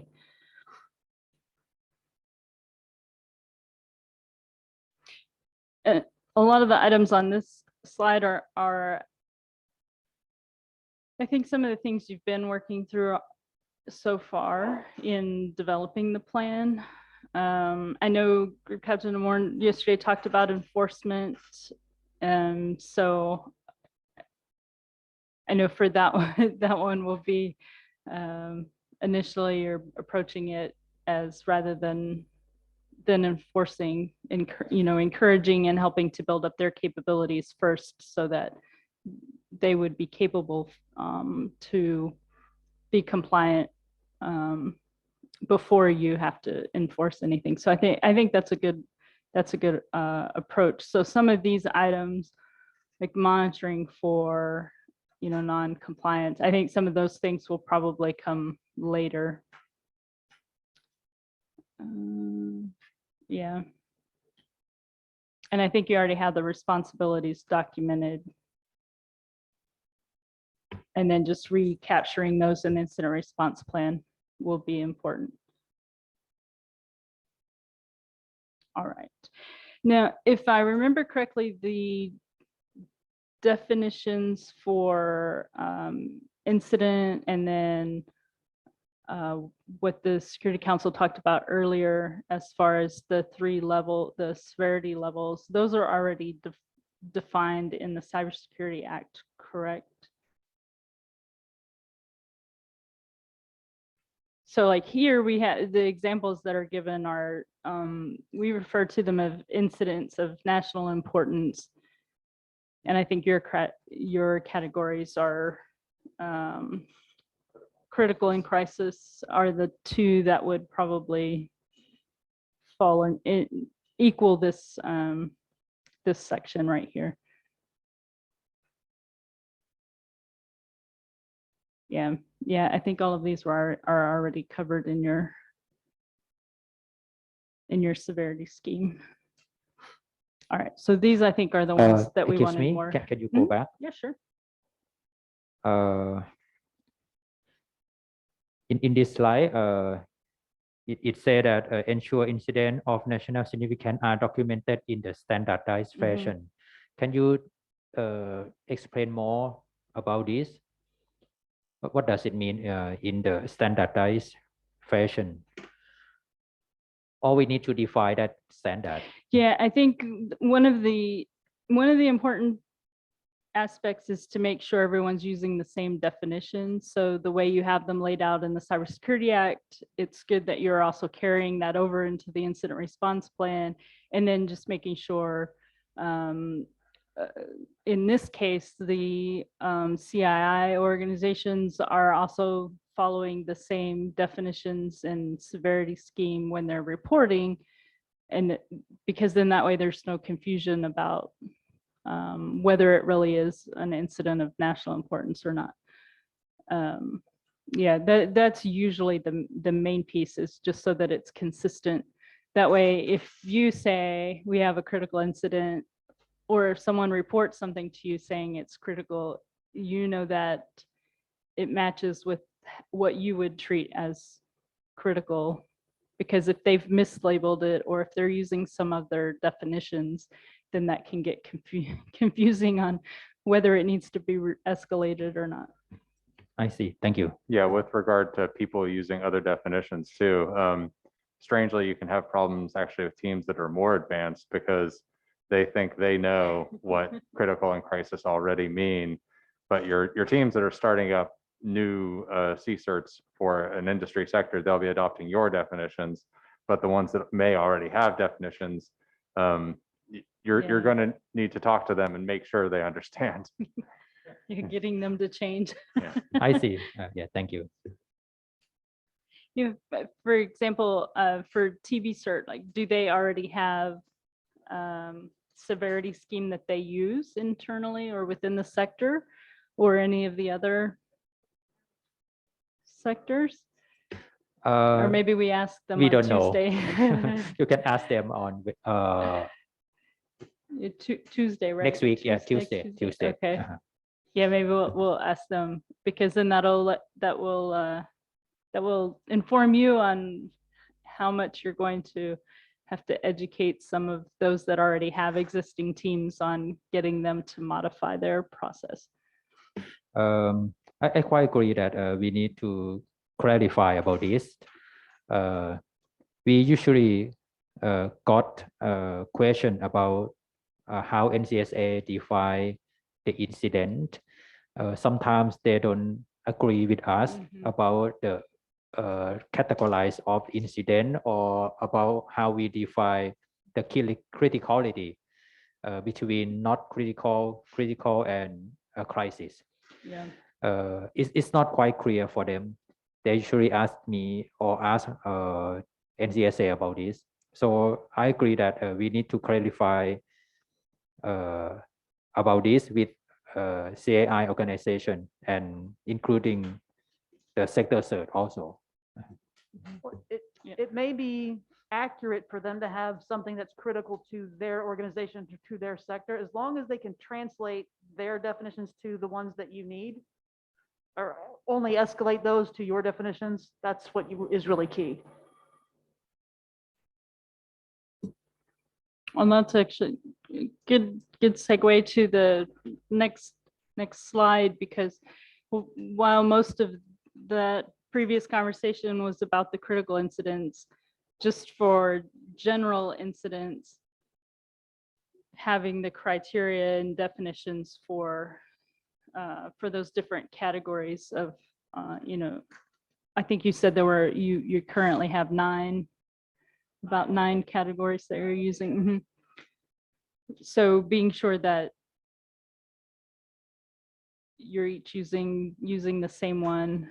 I think sometimes the lower organizations may have additional things that they use internally. But as long as what they're reporting in is still matching your criteria, then that's what's going to be important. Most of them tend to adopt whatever is published in the incident response plan and pushed down, because it's just easier to make sure everyone is consistent. I agree.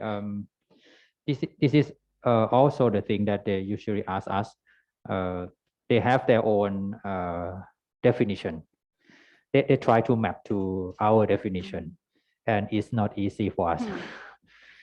It's still our job to clarify about our definition to them, and try to help them mapping to our definition. Especially we usually talk with Thai Bank Cert about this. But for the rest of them, for the other sectoral cert, we still have this problem. And we still try to work with them to be sure that we have the clear definition about the incident. The good thing is working with one or two, the more that adopt it early on, then the others, it'll be easier for the others to follow.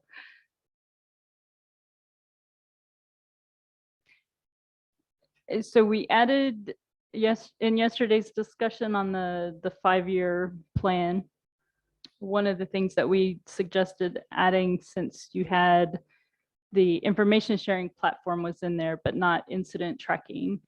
And so that was one of the things added. Do you already have something in place for tracking incidents, or is that something you're still deciding?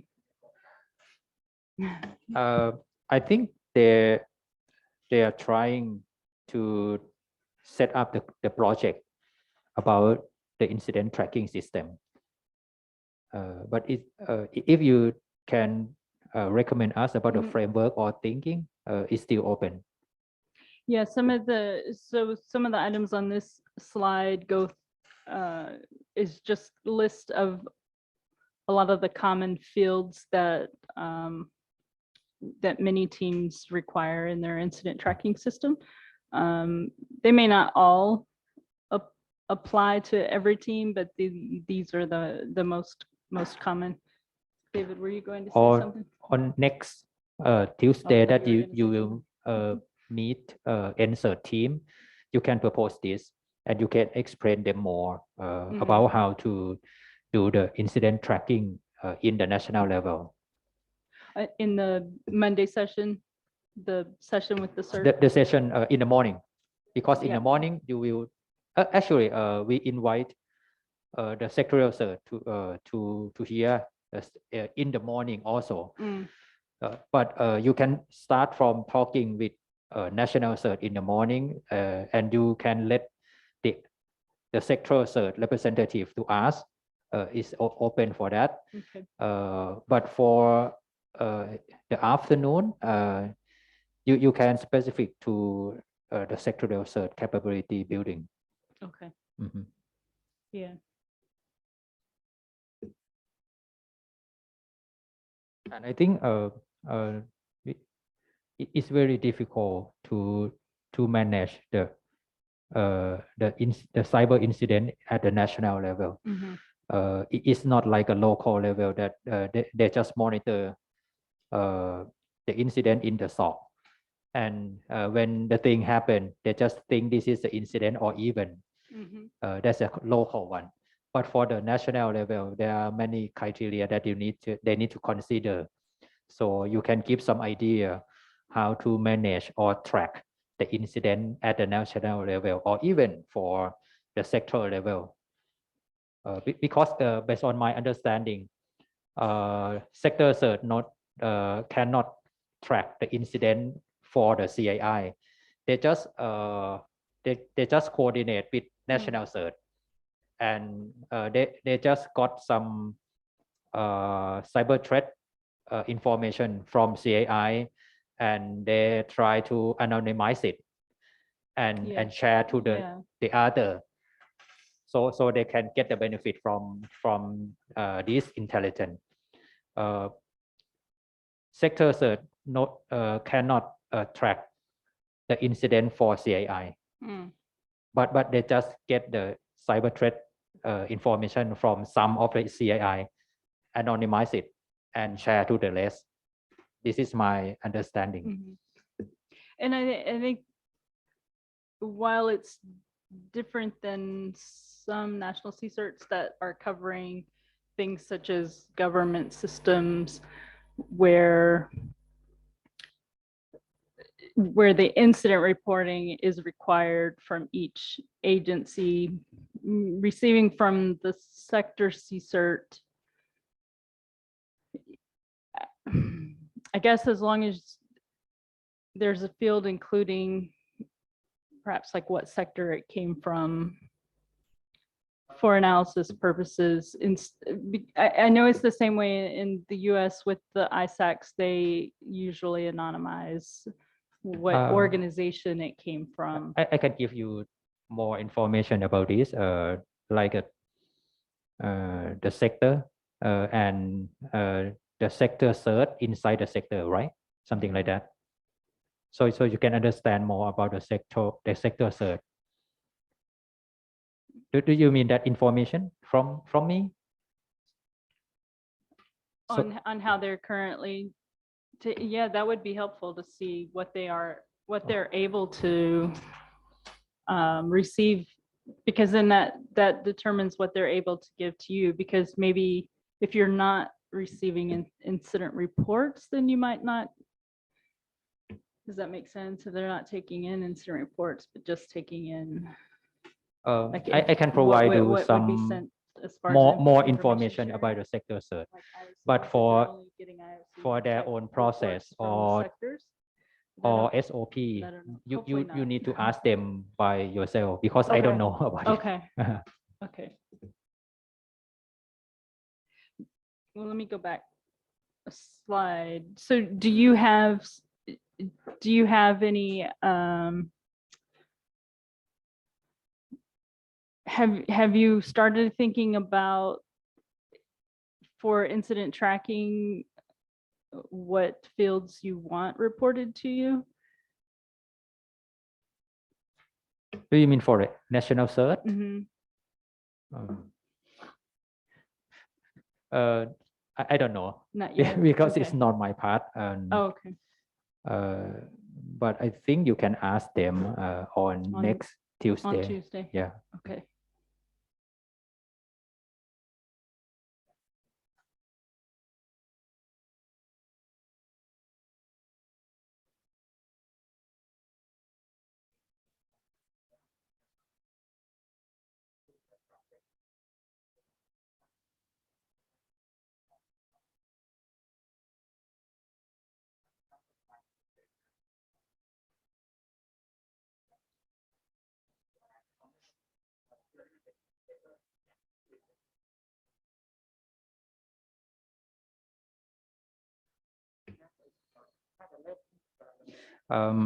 In the national cert, I think they have some manual tracking, Okay. some manual way to track the incident. So this will benefit them. Mhm. You can provide them the idea how to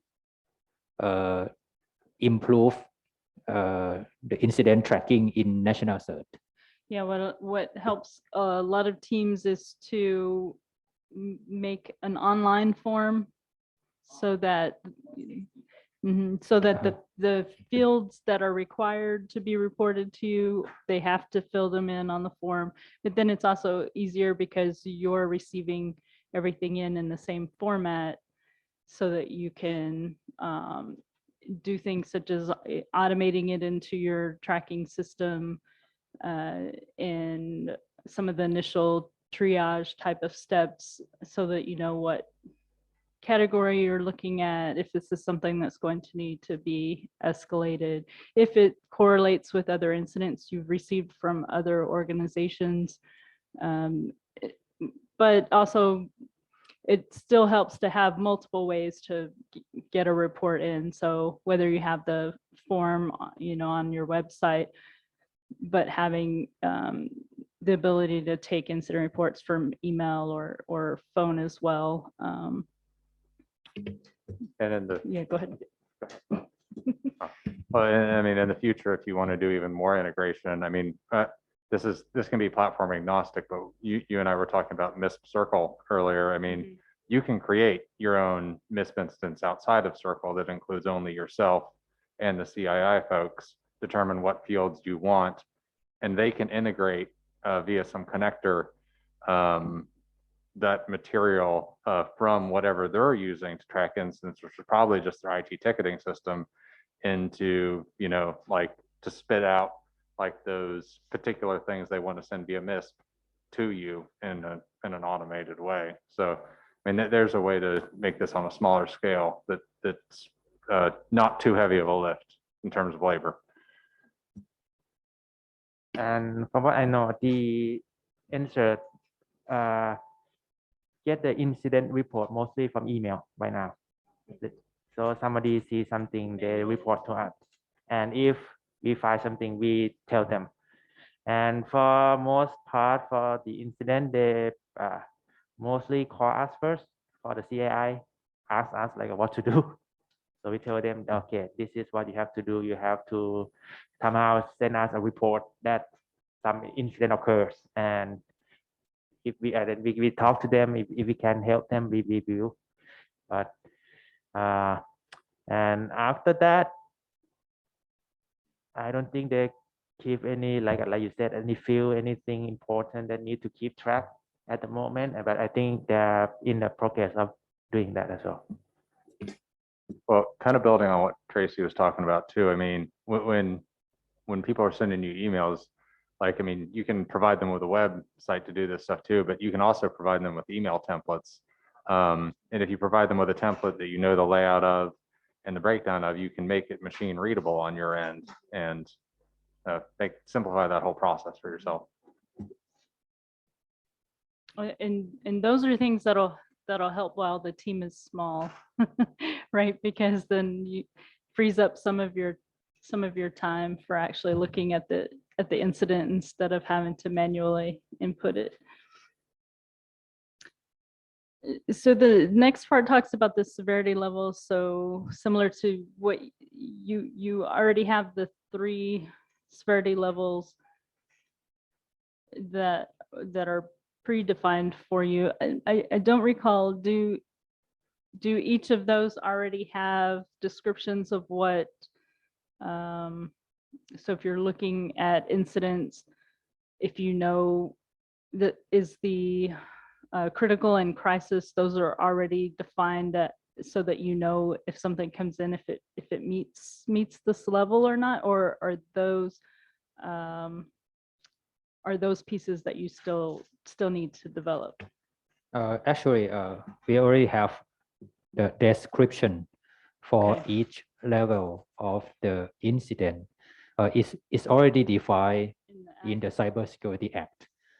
And also we already have more detail in the secondary law, especially for section 60, because the section 60 is about this thing that we are talking about. Okay. Good. And we already have the secondary law about that. So we have all of the description about that. We already define when this incident happened, they need to report to us in the different type of time. For example, when it's the crisis, they have very few time period to report to us compared with is non-critical. They have a lot of time to report us. Okay. Because it's different urgency, right? Good. Yeah, it's helpful since those are already defined then.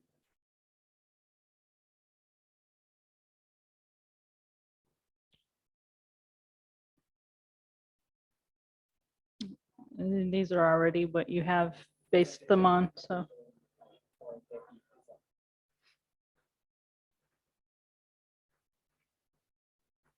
So it sounds like you have some of these pieces already as well.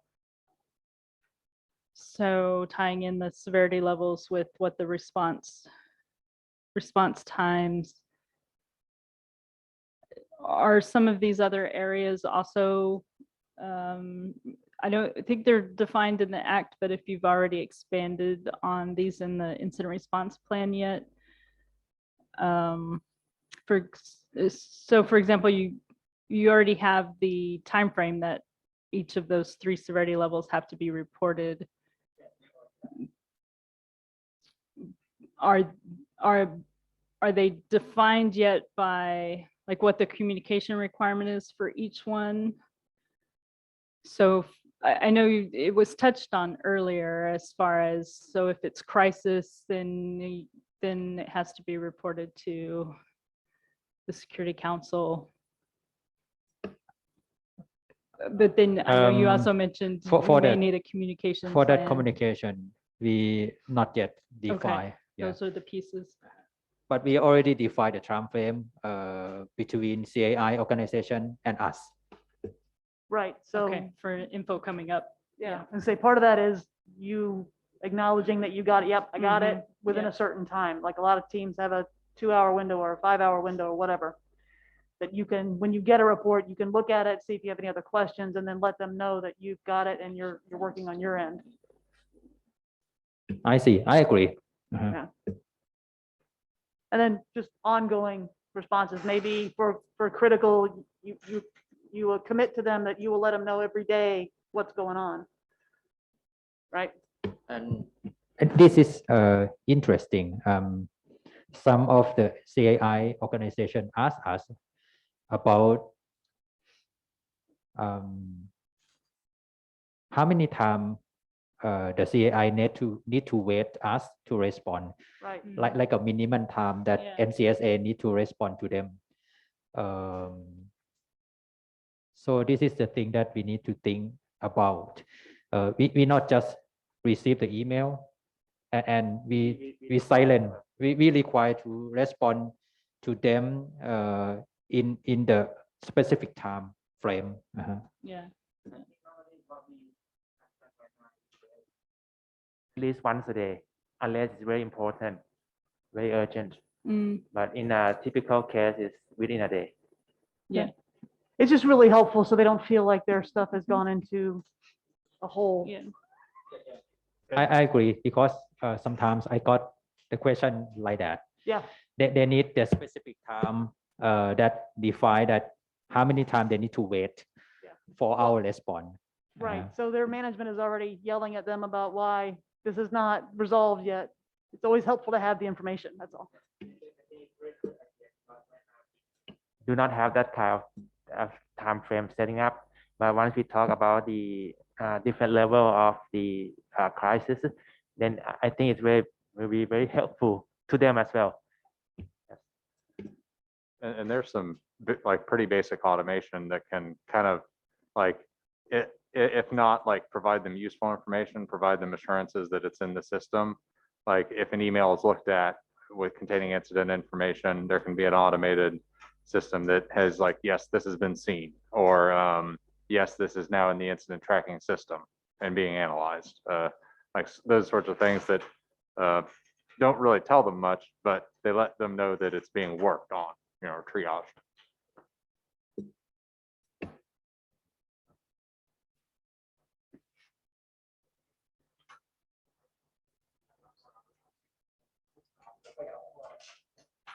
Yeah. Sure you are.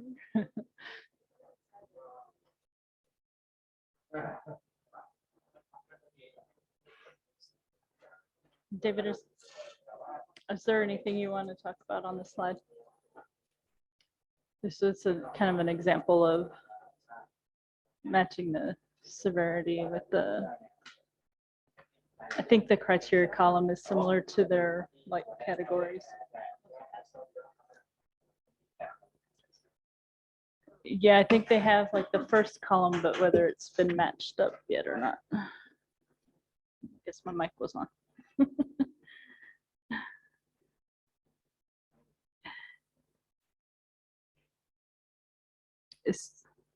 So this is kind of tying the activity types or maybe your categories with the severity level. So these are helpful too, just for the incident handlers to, okay, we know the incident is an account compromise, but how many, right? Okay, it's one user from one CII, so we will process it as normal. But now it's more than one at the same, from what appears to be the same source.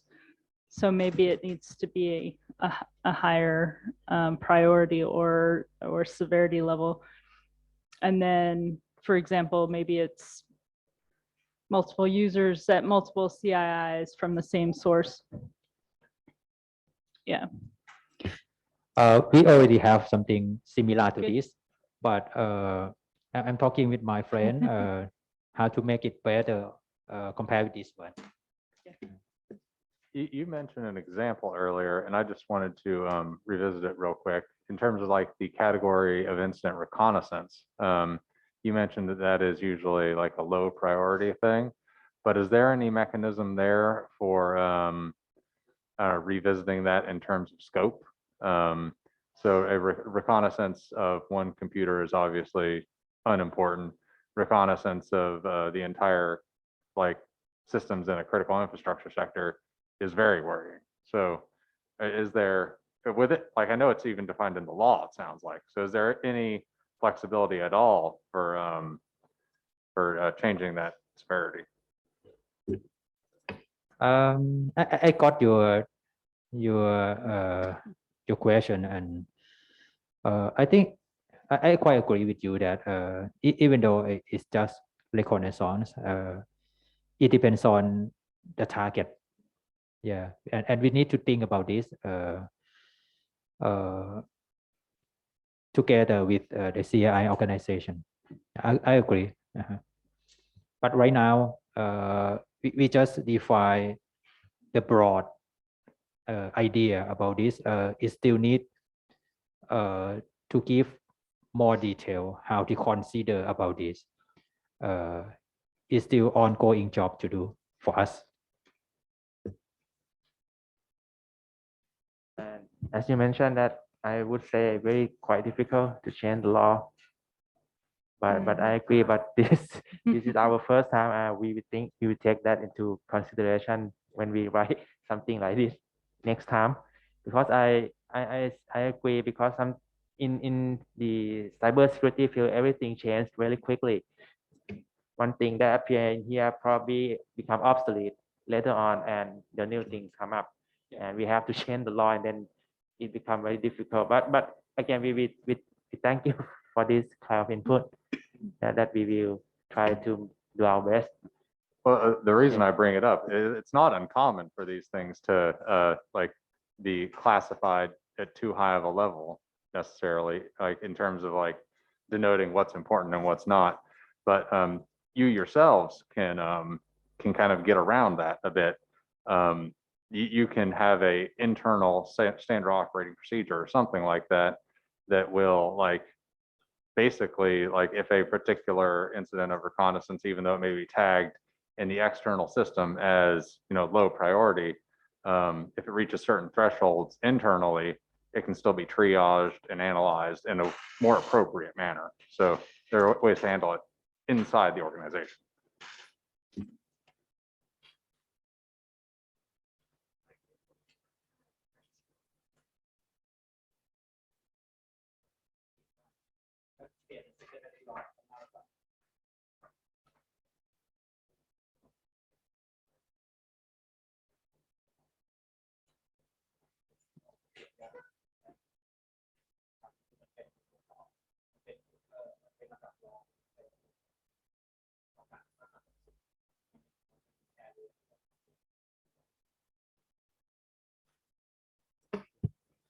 You anything else before lunch? Oh, yeah. Sorry. All we have it's time for lunch, I think. So That's a good stopping point. we will come back again at 1:30. Okay. All right. Take a break. Thank you.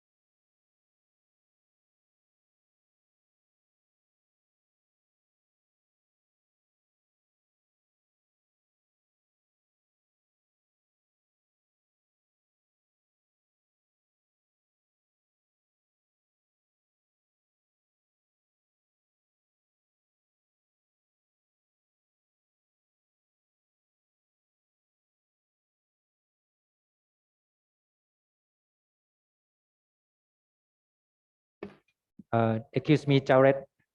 I think we got two person. She will send you the name and surname for tomorrow event at Deepa. And we don't have the information about tomorrow event. For the 3-day, can you send us the detail for 3-day event? Yeah, agenda, the place and the things that about the event, so we can organize the people. Yeah, thank you.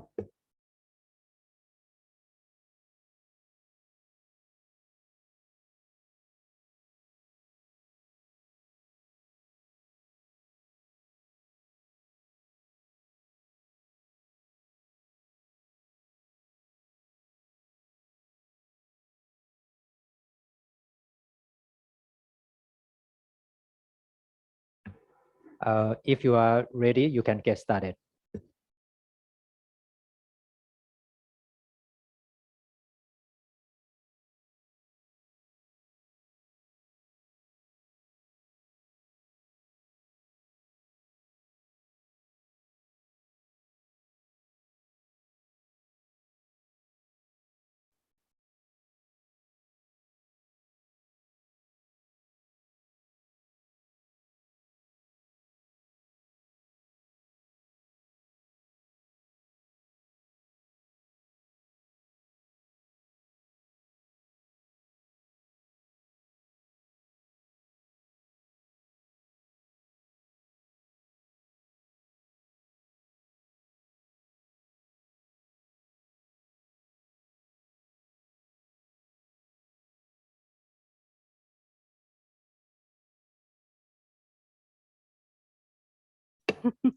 So the next section is on outlining the roles and responsibilities within the incident response plan.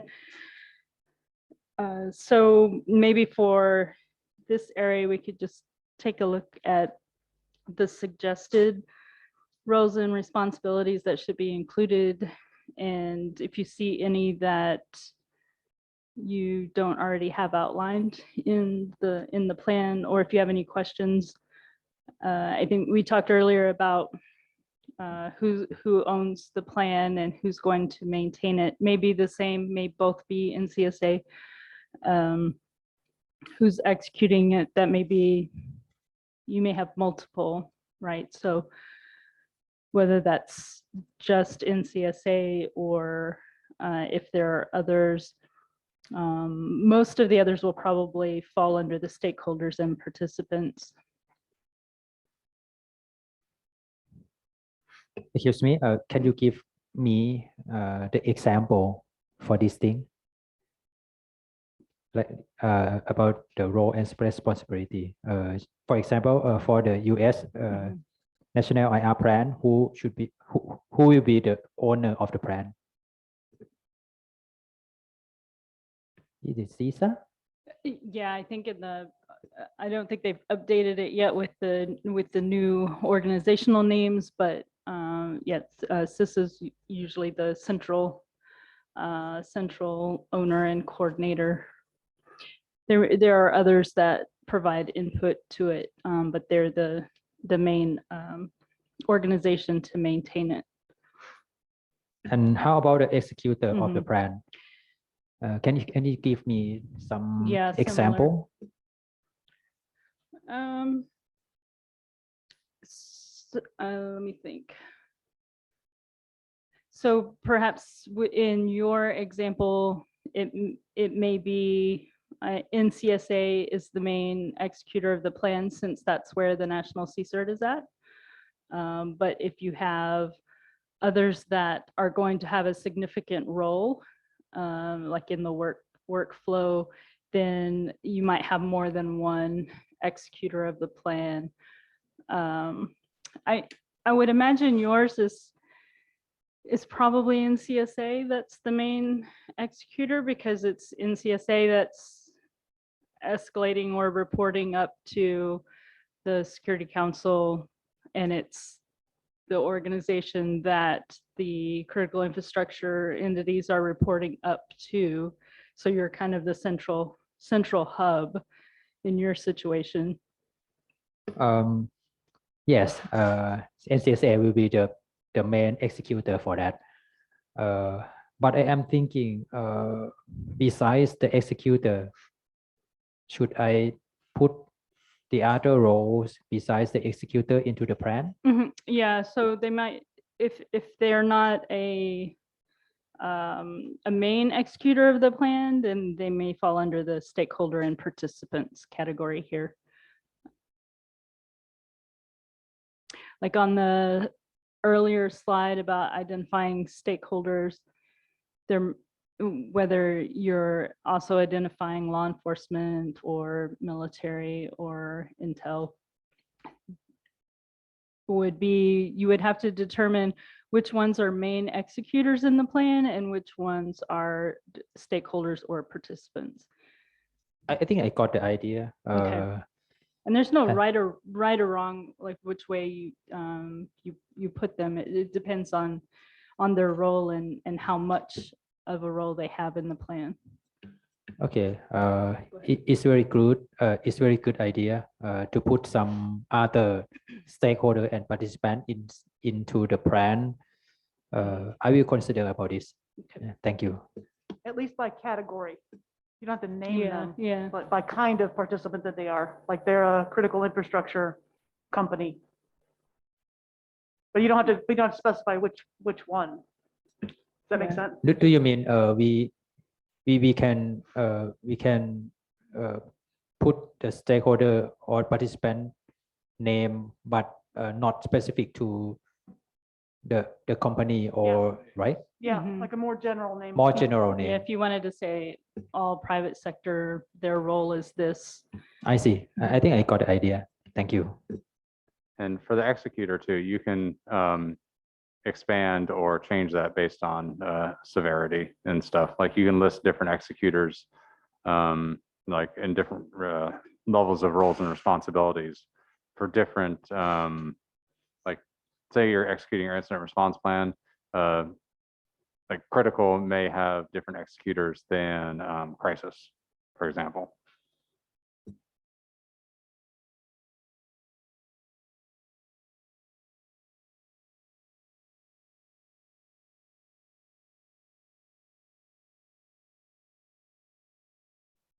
You already mentioned that you have some of the roles and responsibilities drafted.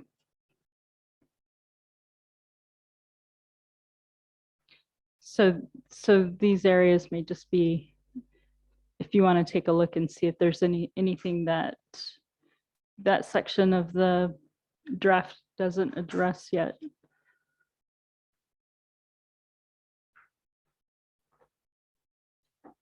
Usually it's kind of, that section is somewhat descriptive. So you would have, you know, a subsection on the executor. So if you're saying that's NCSA, a description of NCSA, you know, what it is, its mission, what its role is in the incident response plan. And then the same for each of the stakeholders. Do you mean that besides the name of the organization, we should define the description about what they should do in detail, right? Yeah, not necessarily the like steps they would take, but what's their role in the plan. So if you listed law enforcement as either a executor or as a stakeholder, then you would either list, in that case, you might have a specific organization that you want to list. And then what is their role? And it may be just only certain types of incidents. So incidents of a criminal nature are also then reported to law enforcement. What is their role in the incident response plan? I see. It doesn't have to be lengthy. A lot of time, I think in if I remember correctly, in the U.S. plan, it's a paragraph or two about each of the major entities that have a role in the plan. Okay.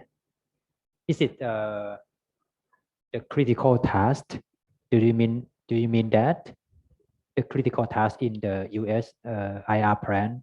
When I saw into the plan, the national IR plan will divide into the core activity, core function, and the critical task.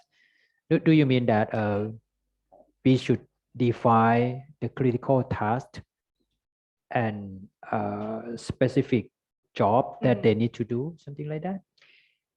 Yeah, and it's for some it's not required necessarily, but that's one of the components that can help so that everybody knows who's supposed to do what.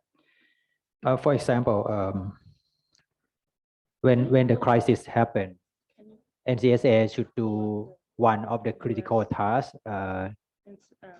to notify NSC, hey, this is the crisis. Right. We should notify them about this. Yep. What I try to ask you is about the level of detail that we should put into the national IR plan. Should we Just a description, or Yeah, it just can be- it can description? like a high level. paragraph description of when this happens, this is what NCSA will send information to, for what is it, crisis events, and it sends information to the NSC.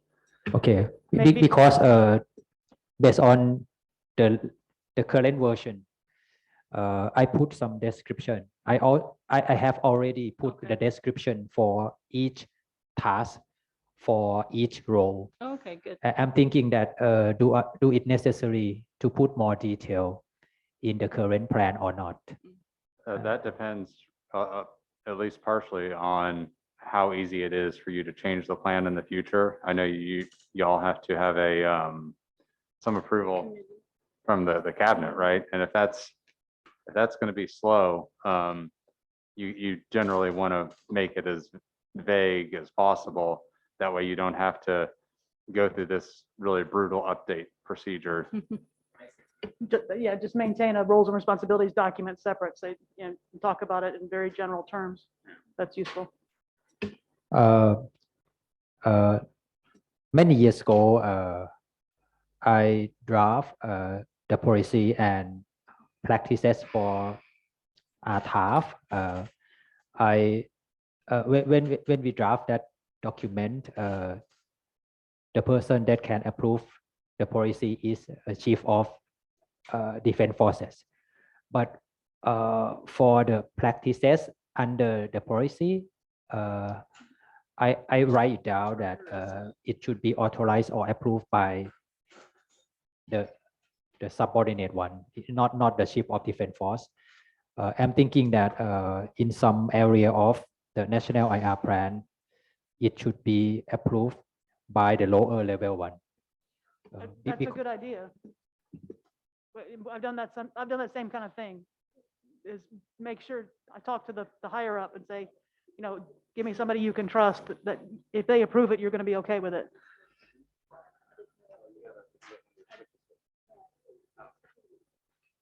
I don't know. We have a battery. Power problem.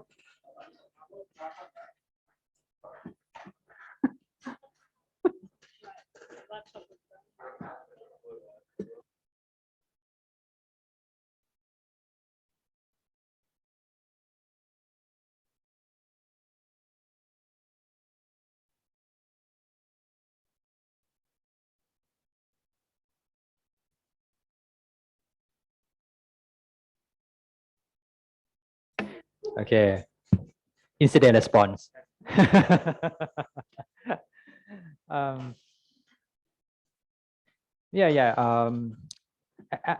think that is it possible? If it's possible, maybe in the future we can find a way to improve the the detailed one for the national IR plan by NCSA, for example. We hope that the plan itself don't need to get approval every time that we adjust it. Well, Okay. that's another way to do that very thing I was going to suggest is the first time have them approve it like you're already going to, but then have an agreement or write it down. These kinds of changes, if they're minor, if they're whatever, can be approved by NCSA. These ones should be approved by this person, so it doesn't have to go back to the full committee every time. Yeah, a lot of times that's actually at the front of one of these documents. Like, all right, how often is this going to be updated? Who needs to sign off on it? And yeah, that way everyone knows that going forward, it's going to be like a yearly review or every 2 years, and it doesn't have to go all the way up to get renewed.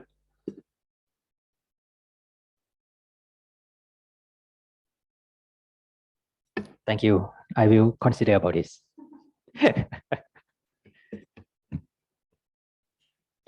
And if we translate the draft, we can review for you and provide comments on some of these sections on it. You may have plenty in there already, just without having seen it, though. We don't want to tell you, that you don't need more, or that you do need more, without looking at the descriptions. Thank you. Thank you. And in the end, it's up to you. If you feel it's enough. In my opinion, we can translate some part of the national IR plan, because in general, we can publish it. Okay. So let me talk to Group Captain Amon for approval, and maybe we can talk with our personnel that have capable for translating things. There, this one. This is the Thai version for what I am thinking, what I am talking about. For the draft. All of this is okay. Thai. Thai version.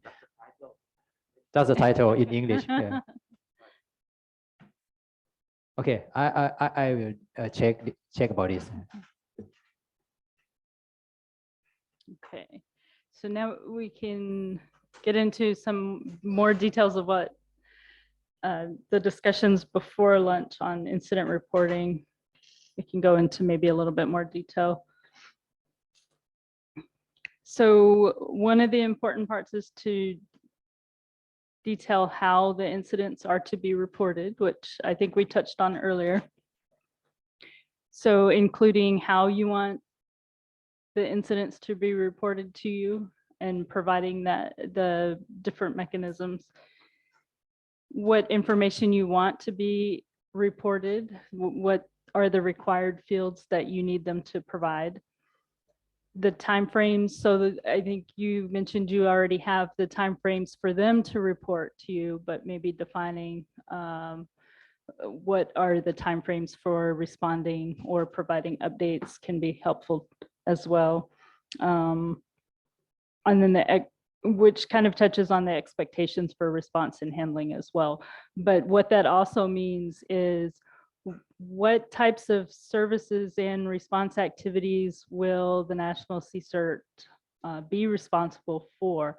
Because sometimes there's misunderstandings about the level of support that the National CSIRT is going to provide. For a lot of them, they are mostly a coordination role, maybe some advice on mitigation and response, but they're not actually going on site and providing the response for the stakeholders. So outlining those, what the responsibilities will be in the incident response plan. That way there's no false assumptions that, okay, if I report this, this is what the CSIRT is going to do, when in reality, it's something else that they're going to get back.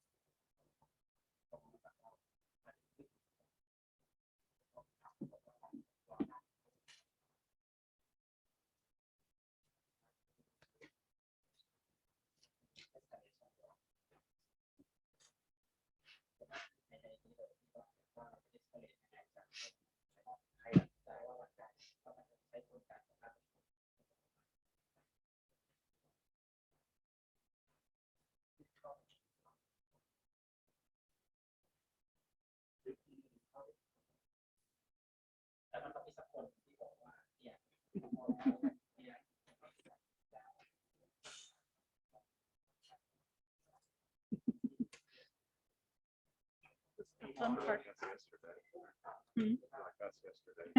Yeah, yesterday it was us trying to figure out what we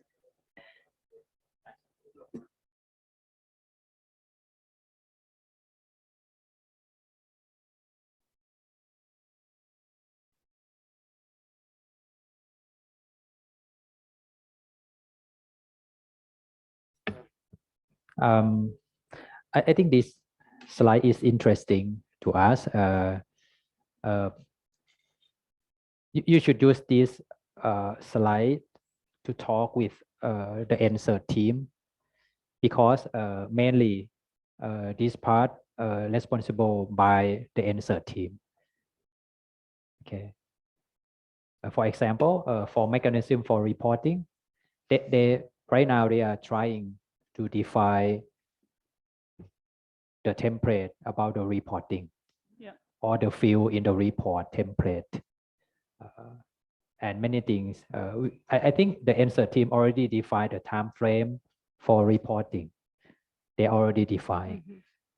And for the rest of this, not yet. We don't have. Yeah, and those will be important to. For my part, is I am considering about the expectation for response and handling, and coordination and escalation. As we talk with representative from Office of NSC, we are talking about how to define the process of the escalation. Okay. Yeah. And that last item is what we were all discussing before lunch and during lunch. So once you have your reporting mechanisms, whether it's just email or email and a online form, those can go to the National CSIRT reporting email address. You can have those set up where it gets an automatic reply, automatically gets a ticket number assigned to it and things of that nature. So that first step at least is automated. And for some, they even have it where the information from the report automatically goes into the ticketing system, and then it's just a matter of the watch person assigning it to an incident handler to review.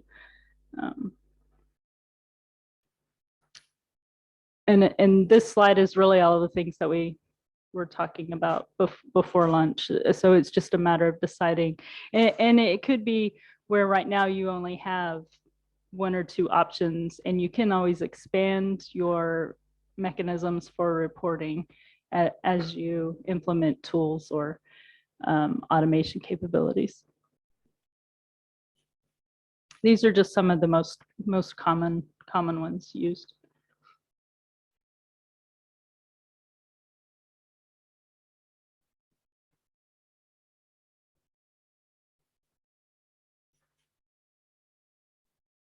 And let me make a note. We'll send, I know at lunch we were talking about open source options for ticketing systems and things. So we'll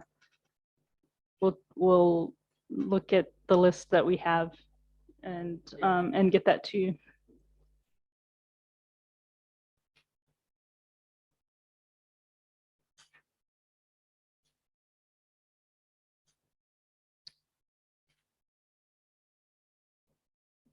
Okay.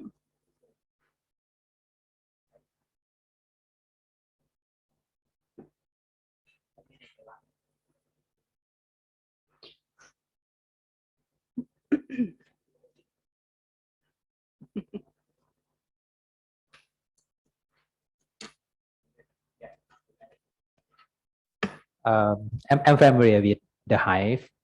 This is my experience. But that one is a local level. But in the national level, I don't know. Maybe you can provide us the recommendation. Yeah, some of them are using it. A lot of teams use Hive. A lot of teams use Hive. Yeah. Let's see. So we were talking earlier about,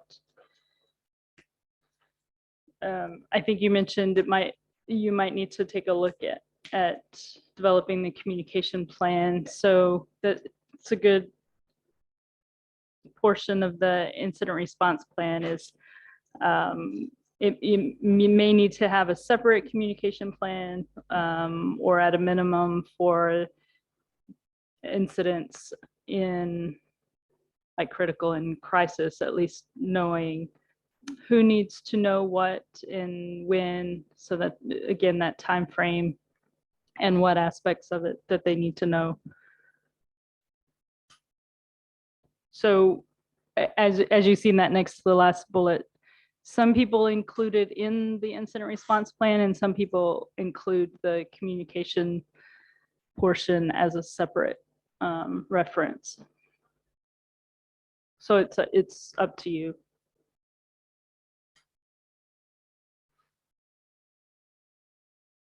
And then points of contact. So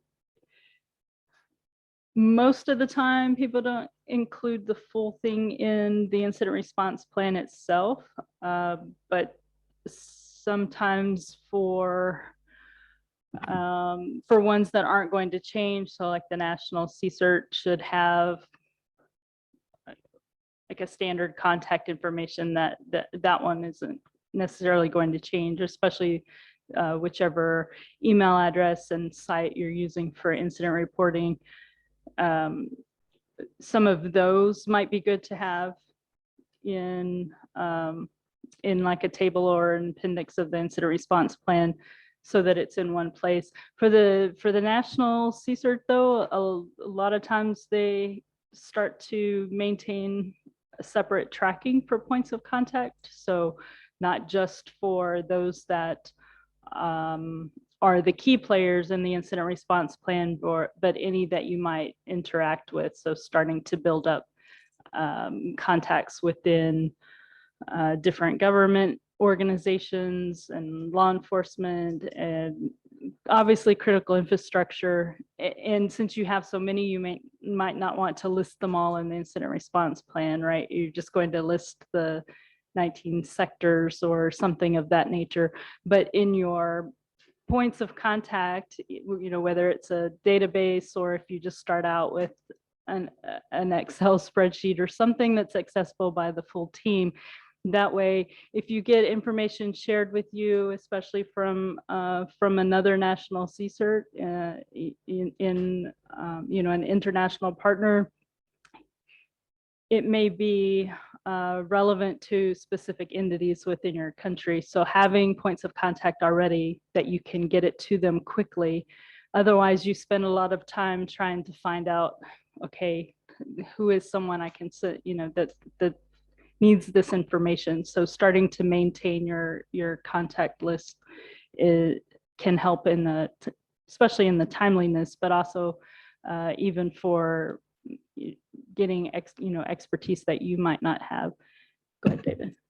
Yeah, and if you're looking to actively expand this too, it can be helpful to have a part of the IRP that says, hey, if you want to be placed on our point of contact list, you need to send us the following information, like a name of your organization, and then whatever contact info you need. And then you can put them in the offline contact list, and they can be sure that, they got you the right stuff for information.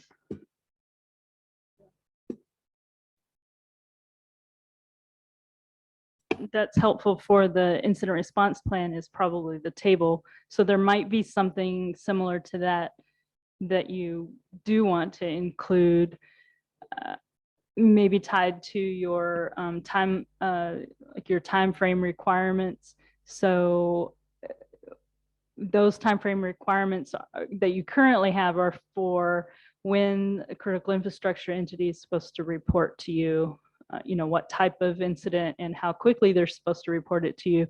But then are there others that the National CSIRT has a requirement to report it to, and what's the time frame for that? And that can be even just for regular incidents. There might be either a time frame or a type of activity that they need to report to law enforcement or to the Security Council in the case of the escalation process. So this could be a combination of this with the severity scheme or something of that nature, but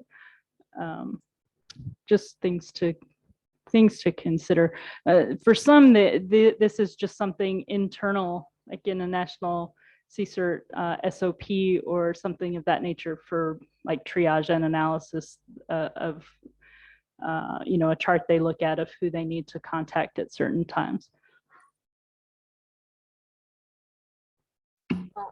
Excuse me, I have a question about time frame.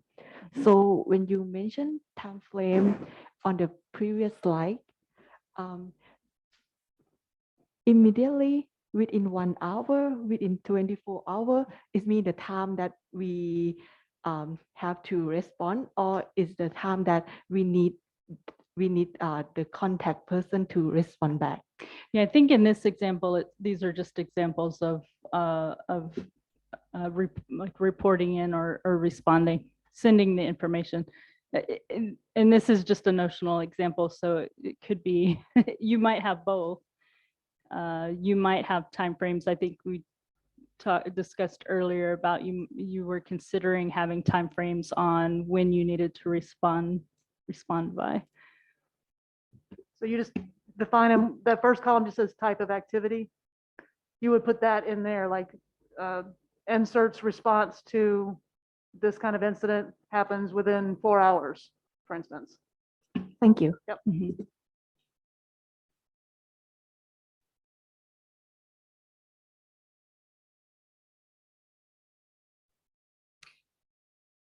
This is another one that I think we have a similar slide that we can talk about with the insert.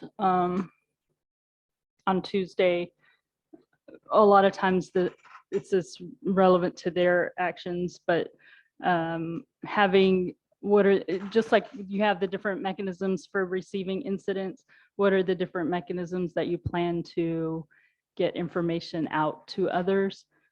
So it might be in alerts and advisories that you're publishing to critical infrastructure, or that you're publishing publicly, but how are you getting those out? Are you just posting them to your website and they're supposed to come and get them, you know, periodically?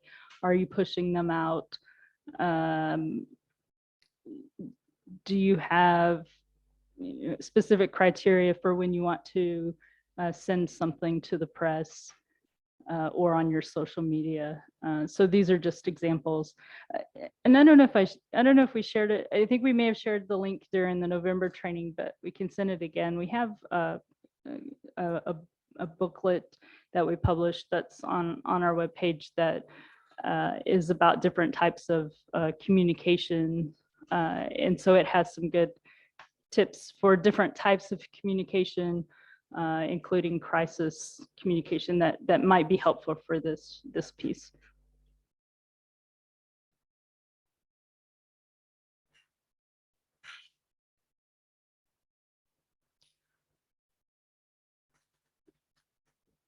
So most of the slides have been more about the incident reporting, but for information sharing as well. You may want to include a section on how information will be shared, or what type of information, who it's going to be shared with. So for incidents, if it's something that critical infrastructure has reported to you, you've analyzed, maybe you had to escalate it, and now you want to determine if there are others that that may need to, you may want to share the information with, even with just regular incidents. So having the information sharing process and platforms, which you already have on the 5-year plan, but in the incident response plan, some organizations outline how that's going to look in the plan as well. So I think on one of those earlier slides, when I asked if you had a section about international partners and engagements, and since you don't have that section, this may be one that ties into that. So just a description of how you might share with the international partners, and or which types of incidents that you might share information about, can be helpful here.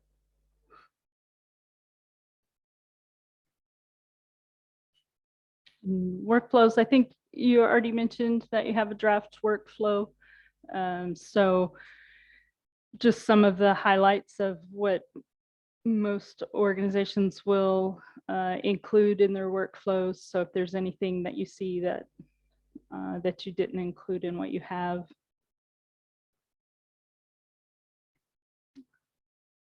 It's fairly similar to what's been discussed, but in a lot of times in a graphical format, so that it's easy to see the flow of information, where it's going next, and what the decision points are. Yeah, a quick note on the language of this slide too. Breach response, we're usually referring to like loss of personally identifiable information or personal data. Yeah.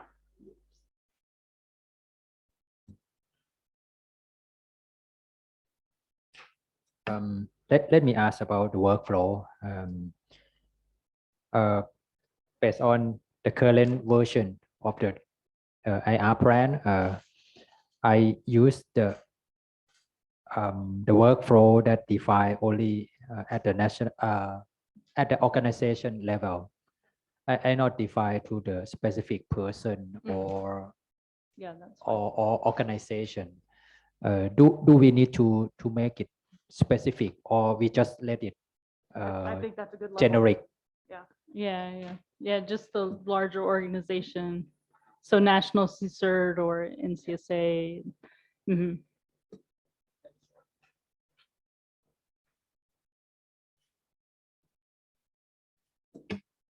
You will,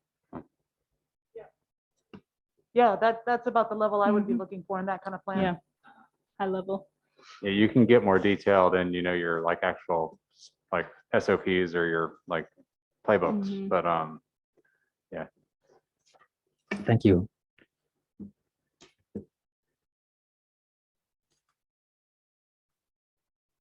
Mhm.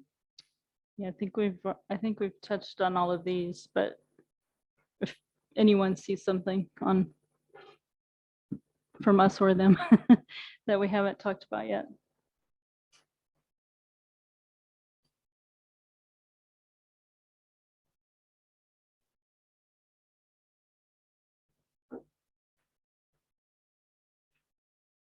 Yeah, I think we've touched on most of these.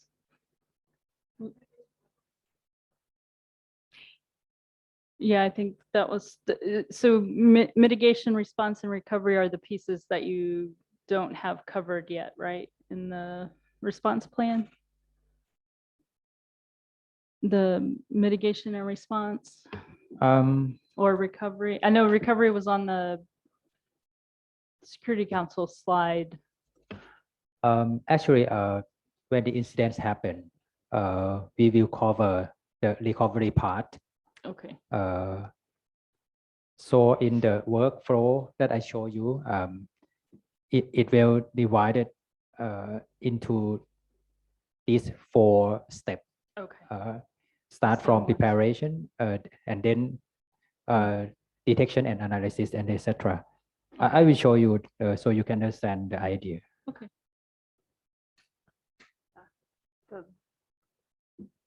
It was the mitigation one that I was not sure we talked about yet, but Yeah. that would be doing things like if a machine is compromised, you having someone take that offline Mhm. as part of stopping the incident until you can investigate the machine itself. That's what I'm talking about for mitigation. Steps you take to help you manage the incident without actually fully resolving it until you have time. Kind of stop the attack kind of thing.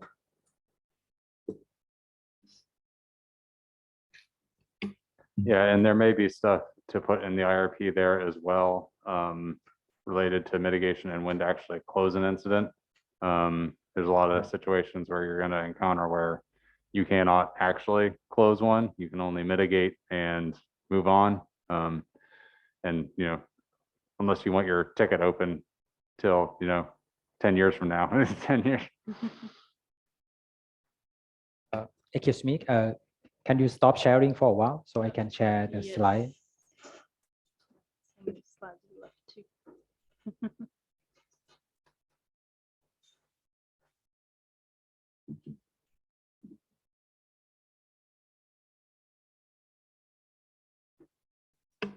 It's quite small, so apologize for me.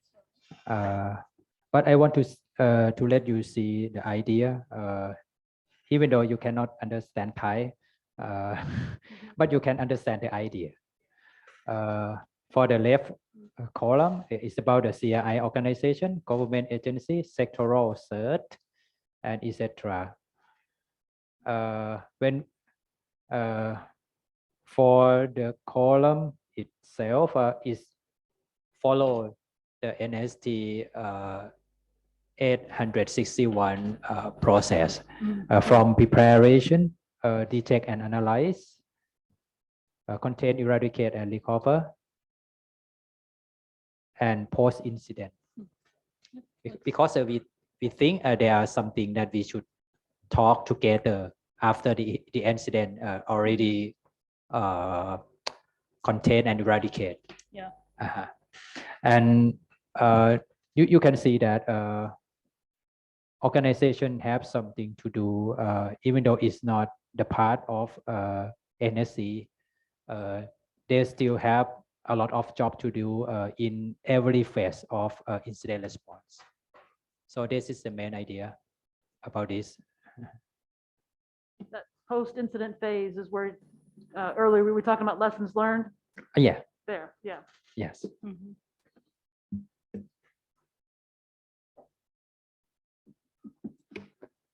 Also, there might just be room here to add, contain, mitigate, eradicate and recover. Like I think your mitigation, if you want to document that there, I think that would make sense.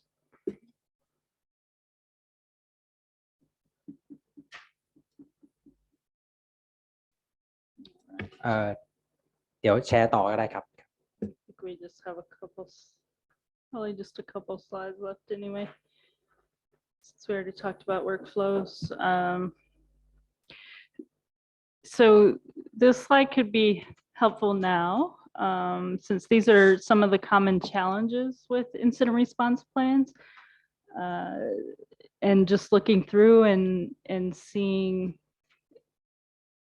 if you've run into any of these issues or if they may identify gaps in your draft. So I don't think lack of authority is an issue.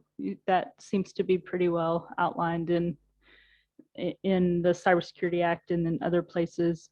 In the roles and responsibilities, just making sure that it's clear that there aren't, two entities that the description's very similar, or that then it's confusing on who's doing who's doing I think what. we have all of this. You have all the challenges? For sure, we have all of this issue. Well, the second half, yes, right, lack of staff. But this is the first step towards standardization. So at least there are a couple of them that they're just in the works. So, but that's a helpful list for you to, okay, you have one at least. You have the right authority. So the others you can work through in the draft. And I think so some of this information might be helpful as you get ready to circulate it eventually to the sectors, or as you review, to make edits before you share it, kind of reading back through it and trying to look at it perhaps from their perspective. So if you don't read it as in CSA, I'm a critical infrastructure entity. Are my needs met through this process? Am I getting assistance in any way through this? And I think we talked about, they're going to need their own organizational or sector-based response plan in order to feed into this one, or even incident response capabilities, because if you're not obviously not going to provide on-site assistance to everyone, so they need to have their own capabilities as well. Those might not be addressed with just the plan, but recognizing that those are needs you may be able to, like we were talking about, set up training and things of that nature to help them along as well. Because the better processes and capabilities that they have, then the better the reporting is going to be to you, so you have a broader picture across the nation of what's happening. The agreement on reporting requirements, so that section, that may be possibly the more challenging part that you were discussing earlier today.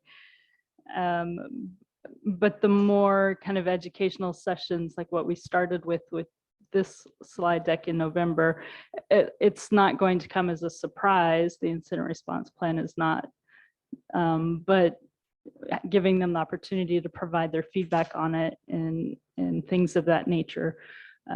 Hopefully, if they identify issues, they are items that you'll be able to either modify, or they may recognize they're the only one with that issue, so you have to go with the larger group.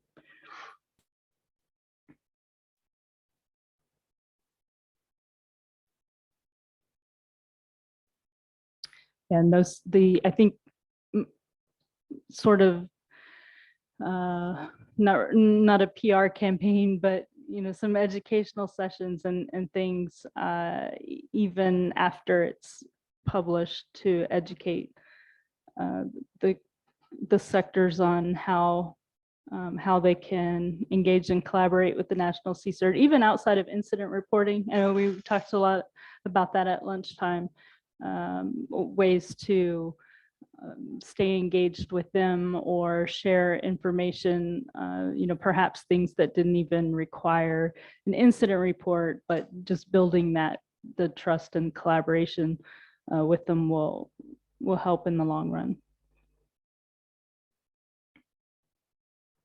I think all the other items we've talked about.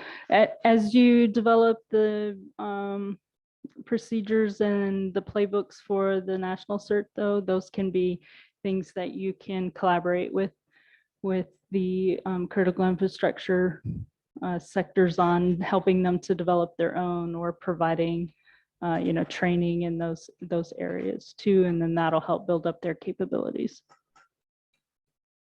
All right. So these were the next steps from November, which is good because I think you have finished 1 and 2, or at least have drafts that you can go back and check to see if there are any changes that are needed. So I think this is similar to the the steps that you showed this morning. I think it's still practical in today's discussion. The plan itself need to define the role of stakeholder and CI sector. Sure, this should be done in the IR plan. And for developing the cyber incident severity scheme, even though it's already defined in the Cybersecurity Act, we can give more description about it in the IR plan also. And we should use the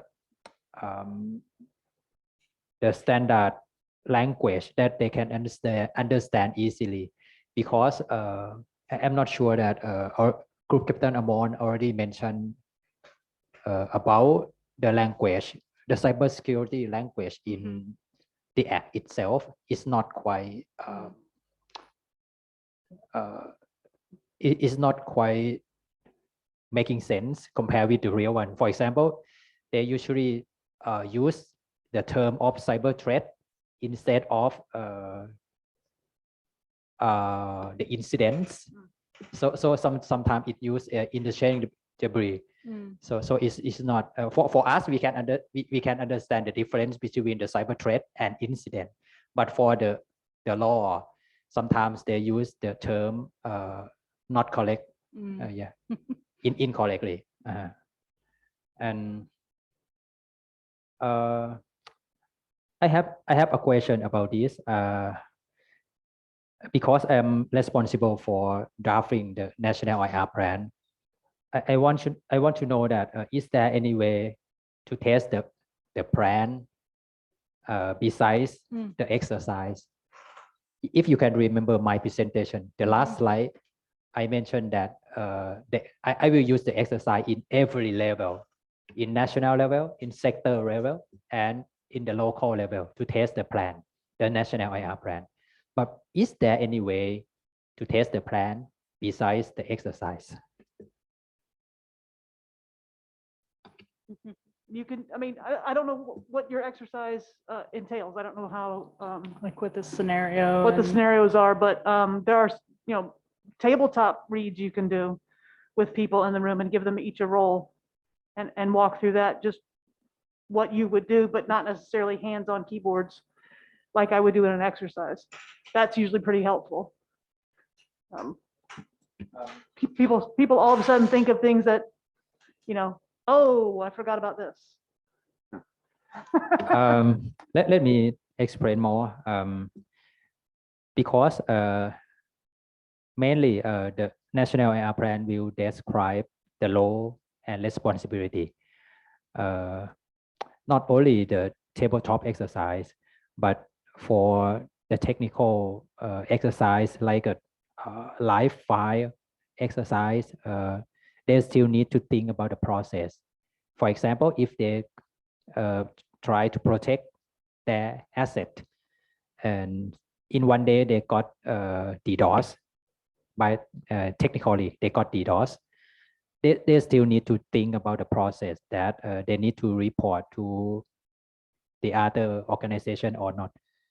So in my opinion, even though it's the technical or non-technical exercise, they still need to think about what they should do in terms of their role and responsibility.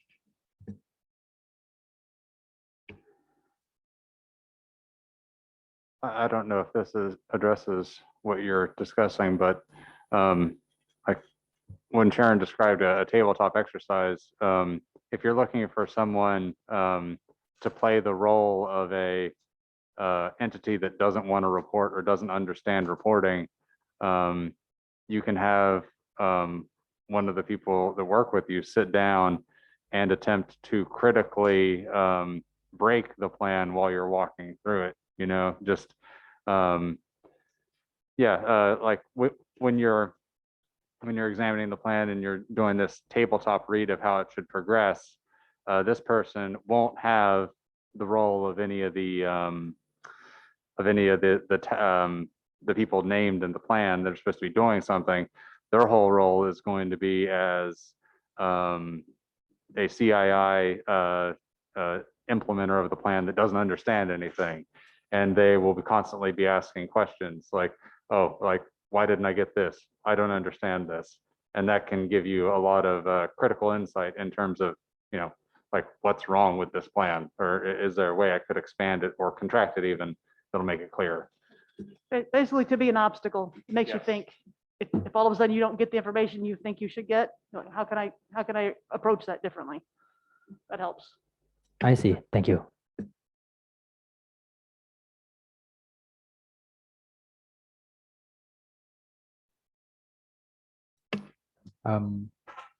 มีอะไรถามไหมครับ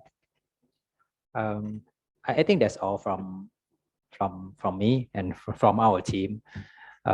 So today is done for the national AR plan content. I think maybe you want to know more about the future session next week.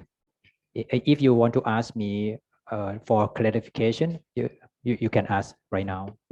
I wanted to ask you something a minute ago. Your exercise program that you're putting together, do you have kind of a hierarchy established, like how often you would expect to do a local versus the national exercise plan? For the national exercise, I plan to have a 3-year cycle. Last year we already done, but we think that exercise happened in the fiscal year 2022. So for this year, it's done. Yeah, but for next year, we are on the process of requesting the budget. So if we got the budget, next year will be the exercise planning and development. This is 2023. For 24, it should be the tabletop exercise. For 25, it should be the live file, the exercise or the cyber range. But I request a very huge amount of money for that year. If we are lucky, we will got the budget for that year exercise, and that will be one of the largest live file exercise in the national level. I hope that my friend will help me. Because at that year, we will use a lot of technical skill, and we need to plan ahead. So Are you going to help coordinate like the sector level one and the local one as well, or are you going to leave that to someone else? This is a good question. We try to facilitate the sector search to organize the cyber exercise in the sector level. But you will know that it's not easy. First, they need budget. Second, when we try to organize the cyber exercise, we need technical expertise. And for the sector, they don't have both. They still accept the TB cert. They will organize the finance cyber drill almost every year. But the rest of them, they don't have budget. They lack of people to set up the cyber exercise in the sector level. For the local, especially for the CII organization, very few. But there are some capable CII organization that they can organize the cyber exercise locally. They can do that, but very few. It might be good to have, some kind of brochure or story about how your exercise went to share with them, get them excited about it. I don't know if it would help or not, but to give them an idea what kind of information they would get out of something like that. Some people just don't have the vision to understand why that's necessary. Thank you for your recommendation. The thing that I can do right now, when they organize the cyber exercise, they will invite us. So every year, this is one of my main duty and my colleague to join every exercise. So when they ask about NCSA, we can provide them the information, the role and responsibility. We can explain that document. Yeah. This is the thing that we can do right now.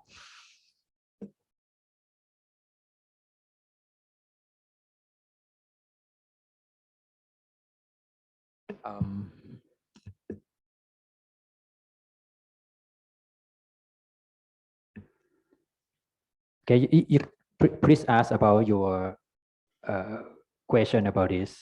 Yes. Okay, so let's see.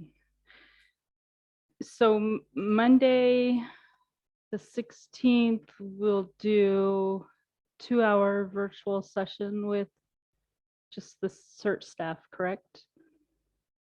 On 16.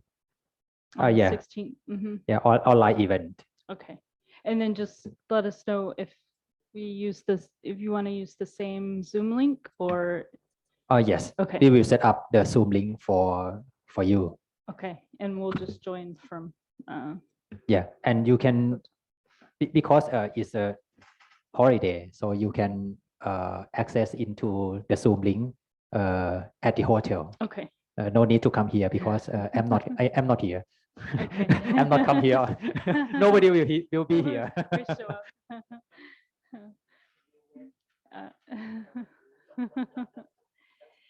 And you want us to do on that one, just going through the core components of what makes up a national CSERT, so they can start to think about the different areas that still need to be developed? Okay.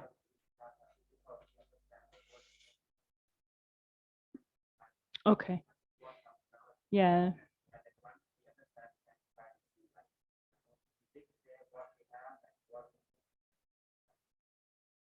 Okay.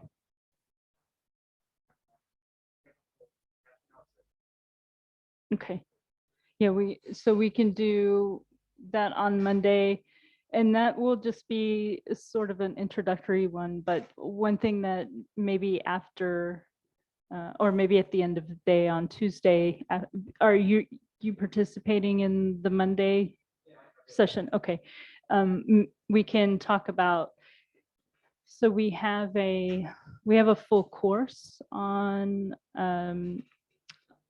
on creating and implementing a national or government CSIRT. And so that might be something as a next step for now that you have some, even though it's a small team, it may still be beneficial in, you could always include some of the CI participants as well, or we could do a separate on critical infrastructure. But so those are just some of the things that we could think about for future activities now that you have staff.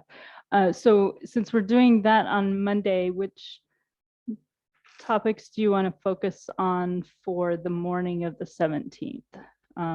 Because in the afternoon, we already talked about the sector CSIRT framework that we can go through and lead the discussion with the sector CSIRTs that are attending. But then there's about an hour in the morning. Which areas of national CSIRT development do you want to focus on? Let me emphasize that even though on 17 schedule, in the afternoon, we will talk about the sectoral CERT. However, we invite them to join In the morning. in the morning and through the afternoon. So you can let them understand how to build up the national CERT and let them give some expertise or experience about that. For example, Thai Bank CERT, they have a lot of experience about how to building trust with bank institute. Maybe you can let them speak about this or maybe exchange some idea how to build up the CERT in the national level. And the time is flexible. If you maybe you can finish the discussion about the national CERT before lunch. In the afternoon, you can focus more how to build up the sector CERT. Okay. Or what the difference and what is the concern or what is the tool or resources that they can use. Because as I told you, most of them are quite new. They need something that can help them to build up sectoral CERT. Okay. Okay. That's good. Just wanted to make sure we weren't, covering the same thing on Monday and Tuesday. Make sure we had some distinct topics.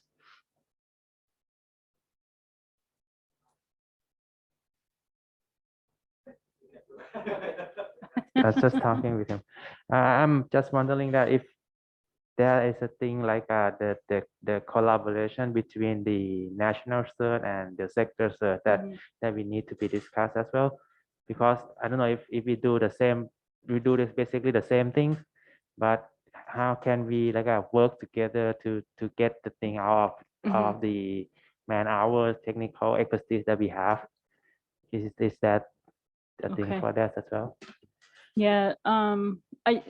So part of the sector CSIRT framework, we talk about the national cyber ecosystem, but I'll look to see, we may have some slides that we can use since that's only 50 minutes or so in the morning, that maybe we can talk about the relationship between the sectors and the national CSIRT, and just focus on why it's important. Yeah.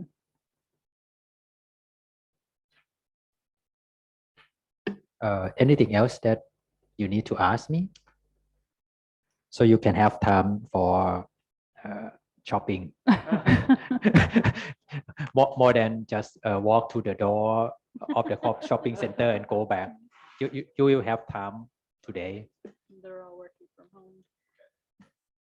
Sorry, just wanted to double check with you guys. Is it helpful for those that have substantive expertise in working through some of these draft IRs to take a look at the draft as it is now? I know it's in Thai, and I know you had considered doing a summary, but is it helpful for them to perhaps take a look at it in its larger version to kind of give you more pinpointed, because I know at this point it seems like you have a lot of the bases covered, but maybe having not an editor, but to someone to really get down into the weeds and say, oh, you've said this, but maybe you could also add this, or maybe this one thing is left out, even though you have everything else covered. Is it helpful? I know that Jared had referenced, maybe providing, even if it's in Thai, there is resources available that can support that. Rather than a summary, because I think you've talked in a lot of cases from a summary perspective, I think they already are quite knowledgeable, but when you get down to the level of granularity about the details of it, perhaps that's also helpful for you. I don't know. I think it's helpful, but I'm thinking the way to have that information for you.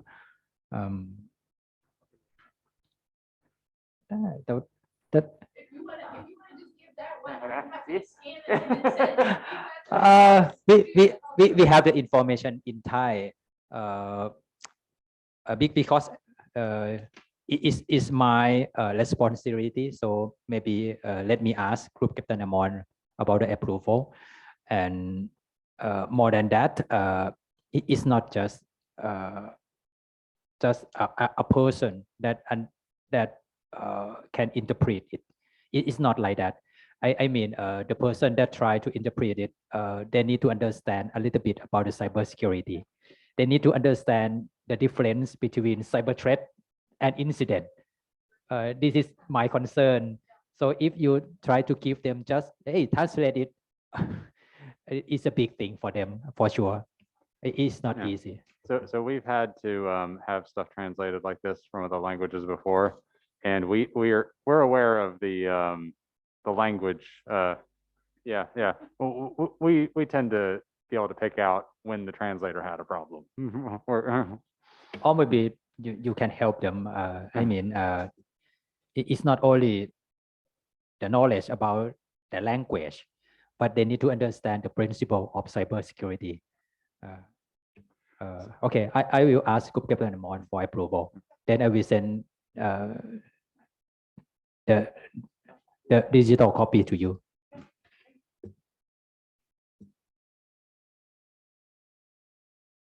Anything else?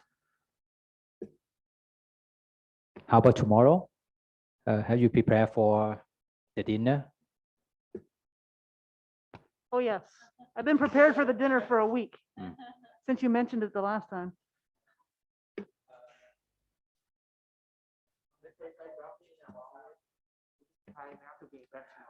พอทราบรายละเอียดเรื่องการเดินทางไหมครับยังไม่ทราบใช่ไหมครับ